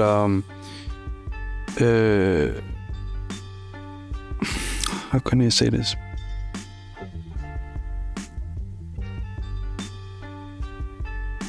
Lars von Trier, he worked a lot with counterpoint ideas. Not counterpoint like in Bach's Baroque music, but counterpoint like in you would see somebody killing somebody, and they, instead of like horror music, the music would be very tender and beautiful and soft. I mean, that's fucking amazing. Yeah, because it does counter. Exactly. And I see that's what I love about Love Story, for example. It does counter. It is also a sad story in the movie, but the movie is a lot about love. Sure. And you have that, if you take one part of the song, it can feel like it's happy, and one part of the song can feel like it's not, and depending on how you interpret it yourself. You're right, and even just things as now this instrument is interpolated through another. This theme is interpolated through another instrument. It gives another emotion, or even tempo and tempis, right? Yeah. If you take a love story and make it really slow, it becomes scary. If you do it really fast, it becomes almost disco-ish, even though it's in 3/4. Yeah. That makes sense. But so you said you tried to do like 1/3 of each of the like. Yeah. How big a part is the like turntablism of your everyday life now? Turntablism? Yeah. I scratch every day. I still practice every day, and I do a lot of sets still. Just waiting for a day when I decide to battle again, so I could pay some more rent. You should maybe just do the online battles for DMC then. Yeah, but that's kind of like cheating, right? You have to be there. It's cool to be there and feel the vibe and stuff. Yeah, I understand. Yeah, what? Oh no, I'm old school, man. Maybe I'm just too old school. I practice every day, and as you mentioned earlier, I took it to the extremes by writing the first turntable symphony in the world. Yeah, because that was a crazy thing, and that took you a long time to do, right? No. Not really. I work really fast. Okay, nice. But thank you, for the compliment. Yeah, because I'm thinking it was going so many ways and then so many different thoughts. Yeah. Put together. But just to elaborate a bit. Sure. You did the world's first like symphony with turntables as a part of your. Is it called an AHD or? It's like a PhD. Different type of PhD, right? Yeah, APD they would call it. It's like it's the same. You just don't get paid. You don't get scientist pay. You just get regular pay. Yeah. It's shit. Yeah. But yeah, you did that at the conservatory. You were there for like what, 8 years then? 7 years. 7 years, yeah. Which is a long time still. Studying. The first person in history who completed 3 educations in a row, actually, at the conservatory. Seriously? Damn. It's like Donkey Kong, level 1, 2, 3. Damn. That's also good. But yeah, I saw the whole thing, and thank you for coming. Yeah, of course. Unfortunately, it wasn't filmed, was it? Like to be put up? No, unfortunately, it wasn't. The thing about the APD is that you're a scientist, right? It cannot be commercialized, or? Yeah, it can. They even release it on. I did 60 pages out of it. Yeah. Right? Yeah, I don't remember the name right now, but yeah, you did like a whole thesis on it. Exactly, and those theses that I do, they're public, right? Released at the Kongelige Teater Bibliotek. Yeah, the Royal Library. Yeah. So it's out there in paper form, but at the same time, I had to compose like 45 minutes of raw music. I had to perform it. There were so many aspects in it, and I had to shoot like videos for it and stuff. So I didn't get to that point where I had the energy, Would you consider redoing it just to film it? Yeah, if turntables weren't that heavy, 15 turntables is like 15 kilos each or something. I'm getting old, Nibble. Just set it up down here. Yeah, it could be fun. Because you could have it down here and have like set up down here. Yeah, totally, I could do that. But I think I'm at a place in my life now where after the symphony, it's not like first time ever that people have brought turntables to a symphony. Even John Cage did that back in the days with imaginary, what's it called, landscapes. And a lot of people have done that, but writing symphony for the turntable, that was the first time. Yeah, and you also did some other, like, you put like the noise, the click from the end of the turntable through one of your modular systems. You know what, that was a homage to William Wuttermolen. You know him? No, I'm not really into that type of music as much. He was a painter. Ah, okay. He was having dementia, and he was a portrait painter. Oh yeah, you told me that story now. I remember that. Yeah. He lost consciousness slowly over the years, and at some point he couldn't recognize himself. Yeah, I remember. He did the self-portraits, right? Exactly. Yeah, I've seen those. Yeah. So he was like his face, his memory was degrading over the time, and I compared that to a vinyl record, which for every time you play it, there's a small degradation of it. However, the idea was that on one side I had one turntable, kept it in one groove with a very heavy needle on it, and I let it play in circles for like 5 minutes. And in those 5 minutes, you can hear a very clean signal, and when it ended, it was like right. And then I had set up my modular synthesizer to pick up those noises and turn those noises into a new composition. And why I say it's a homage to William Wuttermolen is because he didn't die in that sense. He transformed. So when something dies, something new is born. That's Newton's law. Nothing is wasted in this universe. So when this record died, it gave life to a new composition. That was the whole thought about that. And also, I needed a cigarette break, so... yeah. Of course. It was also a long time being up there. And you also did a lot of like movie scratching with video and stuff in there. And I was beat juggling on 5 turntables at once. Yeah, that was kind of weird. Crazy. That was weird, but I was sweating like... Yeah, it had to be concentrating a lot, I'm guessing. Before we end, we also need to talk about what is your like first real solo project, I would say, like as a release, Kraftwerk. Yeah, that's Kraftwerk. Which came out last year. When did you begin doing that? Was it like a long... how did that come alive? Because it seems like it evolved through time, the project. Yeah, you're right. A lot of years ago, I did a whole record I called Chromantique, and then I discarded it again. Because I remember you sent me some stuff. You've sent me some stuff through the years once in a while. Yeah. And I don't really remember any of them actually being on the record that came out. No, I threw that record in a garbage can. It never came out. But I just kept one track from it, and that's the one, Live and Die, from my album. I just reused that and just pipped it up a little bit, played the talk box.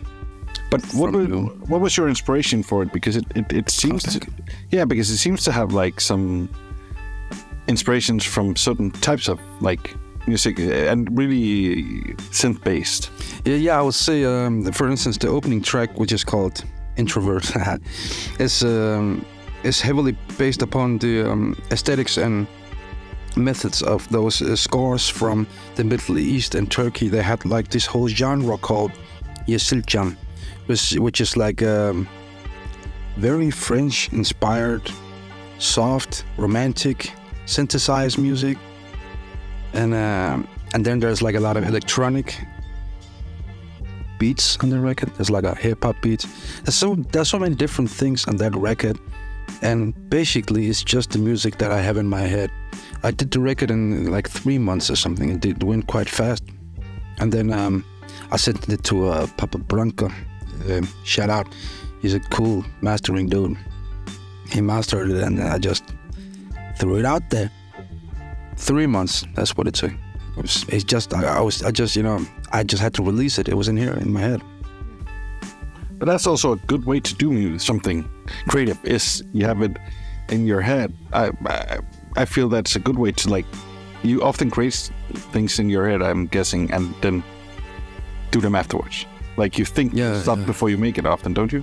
In some way or context. Yeah, and sometimes I sit down, I don't know what the hell I'm doing, and something happens. That's also...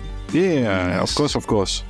But the whole Kraftwerk thing, so you just put it out and released it, and I saw you play like the one at Records where you played some of the tracks, but you also had you and Luke's homemade machines thing. Yeah. Can you talk also a bit about you build your own machines sometimes for fucking stuff up? Because you had like what do you even call it? You were scratching with like a fader that would move upwards and downwards to change the pitch as well. That's something I learned from DJ Improvise back in the 2000s. He had an MPC 2000 back in the days, in Club Surfer days, and he would take the fader on the MPC, and then he would put pitch function on it. Then he would like punch a pad where there was like white noise, and then it would like simulate scratching because I've seen people do it with the MPC. Right. I took that idea and I just reinvented it to a turntable. So me and Luke, we built shout out to Luke, a crossfader for the modular synthesizer. And then I used some already made modules, and we built some other modules, and I made a beat playing machine. It's like there's a whole new thing in modular synthesis which is called modbap. Have you heard about that? You told me about it, but it's not really something I'm that aware of. Oh, it's like boom bap with modular synthesizers ish. And so I did a set at the Records. You were there. And there was just like a beat set for 20 minutes or something? Yeah, 25, I think. Just imagine, I love the idea of me just arriving there with one box, and the music was in this box. And then I could play for 20 minutes. Yeah. I just like that idea. But would you like to do more live stuff like that, or? Sure, I have some very, very exciting things that I'm flirting and experimenting with right now.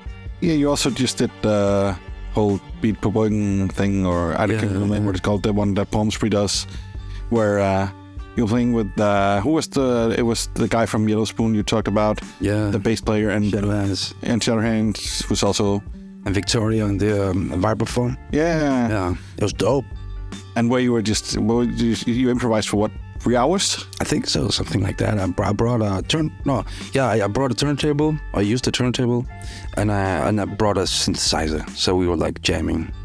The thing about improvising and jamming together is it's like a bubble that keeps growing all the time.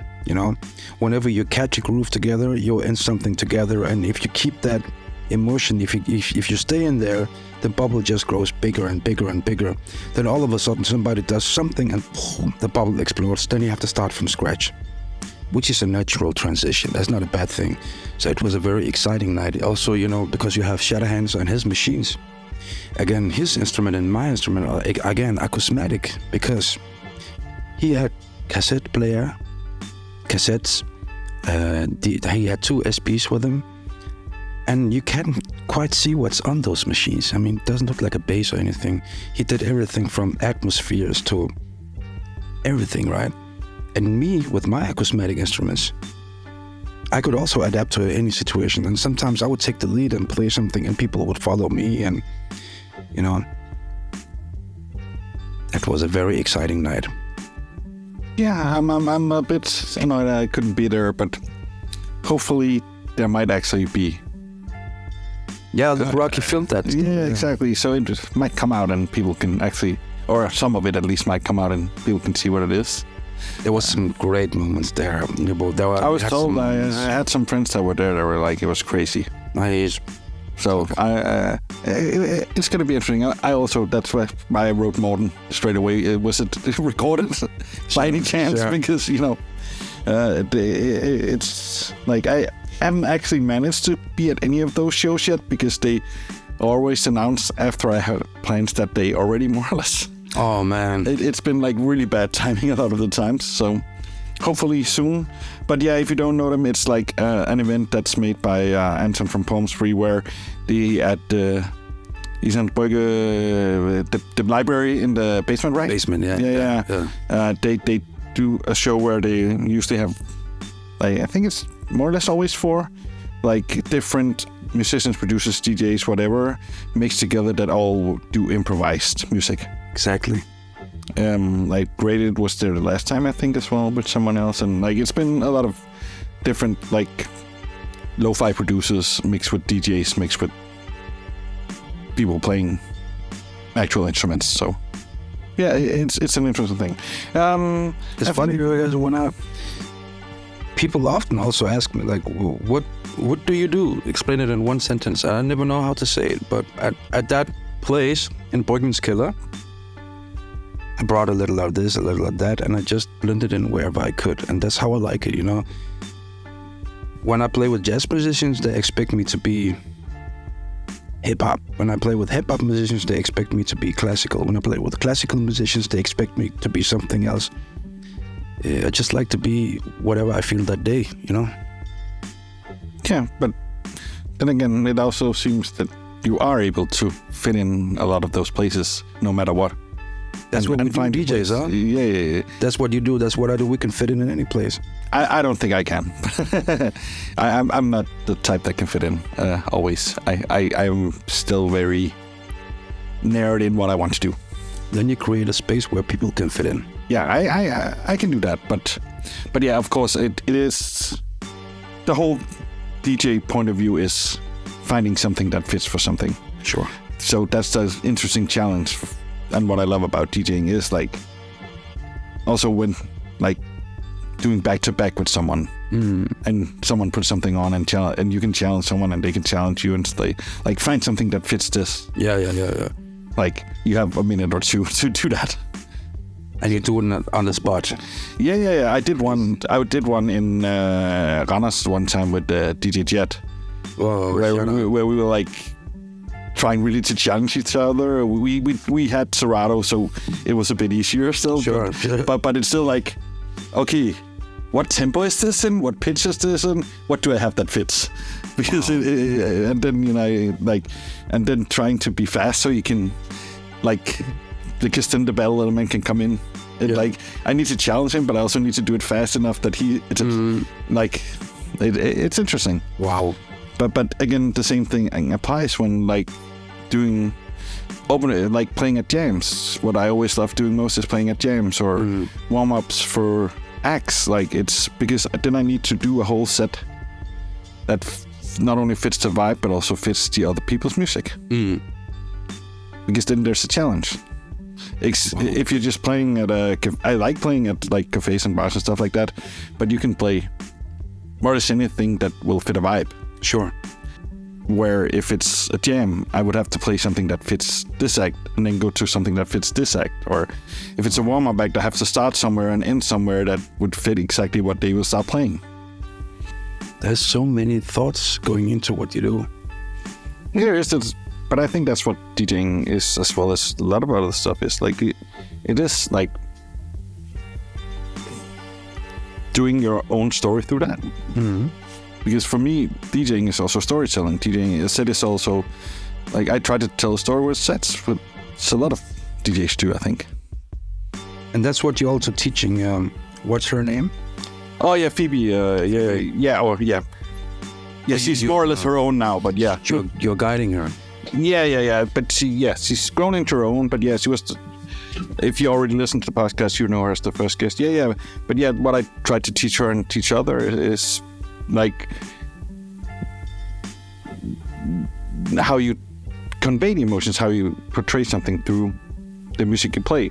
Keep an eye on her. Yeah, she's getting there. She just did a mixtape for Alicat in Malmö, and also did one for Black Rhino in Romania, I think. Wow. That was actually released yesterday, when this was recorded, like the 16th. I think it will be up on SoundCloud later. But I was live for the radio. So yeah, she's doing some stuff. But perfect. I don't know if I think we went pretty well around your whole career and stuff. Do you have anything you feel that we missed or we need to talk about otherwise? I don't know. because there's still a lot. We can always talk about a lot, but I think I'm pretty sure that I forgot to mention a lot of things, but that's how it is. Yeah. We cannot do it all, and I think we sort of got people to know you and understand your character. Do you have any other projects underway, or is it? Yeah, I have some projects. Fortunately, I can't talk about it here, but I got some cool stuff coming up. Yeah. So I'm excited to show it to you guys. So keep an eye out, and if you haven't already, go listen to Kraftwerk. It's everywhere in streaming. It is. Still no news about someone doing a vinyl or anything? I wanted to do a vinyl, I just never came around it. Let's talk about that. Maybe you can help me, point me a direction. Check also my YouTube videos if you don't have there's anything still a else lot to of do. beat videos in there, right? Yeah, there's like 20 or something, 21 maybe. Yeah, so find Turkman Souljah on YouTube and check the beat videos. Thanks for coming, or having me in this case. You're always welcome. Thank you for everything. Thanks for the talk. And respect. Thank you. Because I think we will end it with like a track from Kraftwerk.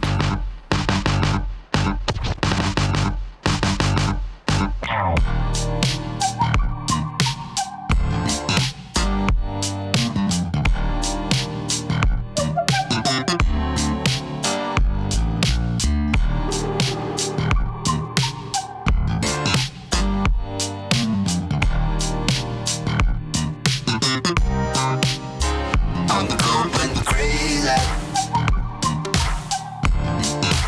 when he calls you baby. It feels amazing when you get into a fight. Yeah, I got better right in Atlanta. Something you mind, no baby. You and I could be together forever, ever, ever.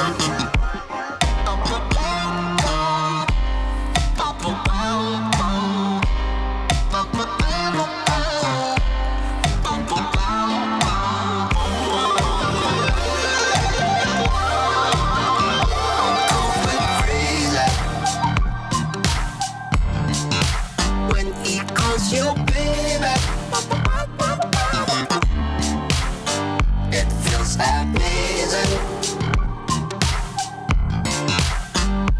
when you get into a fight. Yeah, I got better. Right in Atlanta. Something you mind, no baby. You and I could be together forever, ever, ever.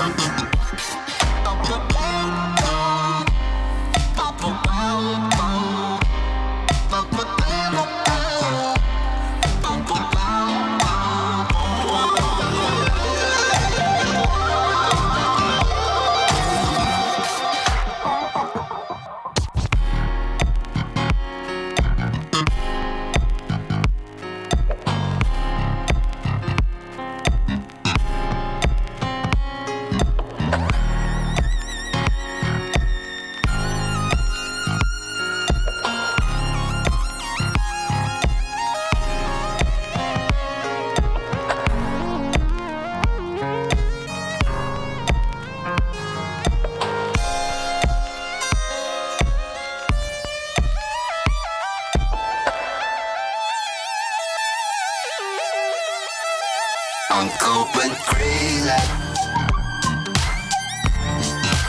when he calls you baby. It feels amazing when you get into a fight. Yeah, I got better right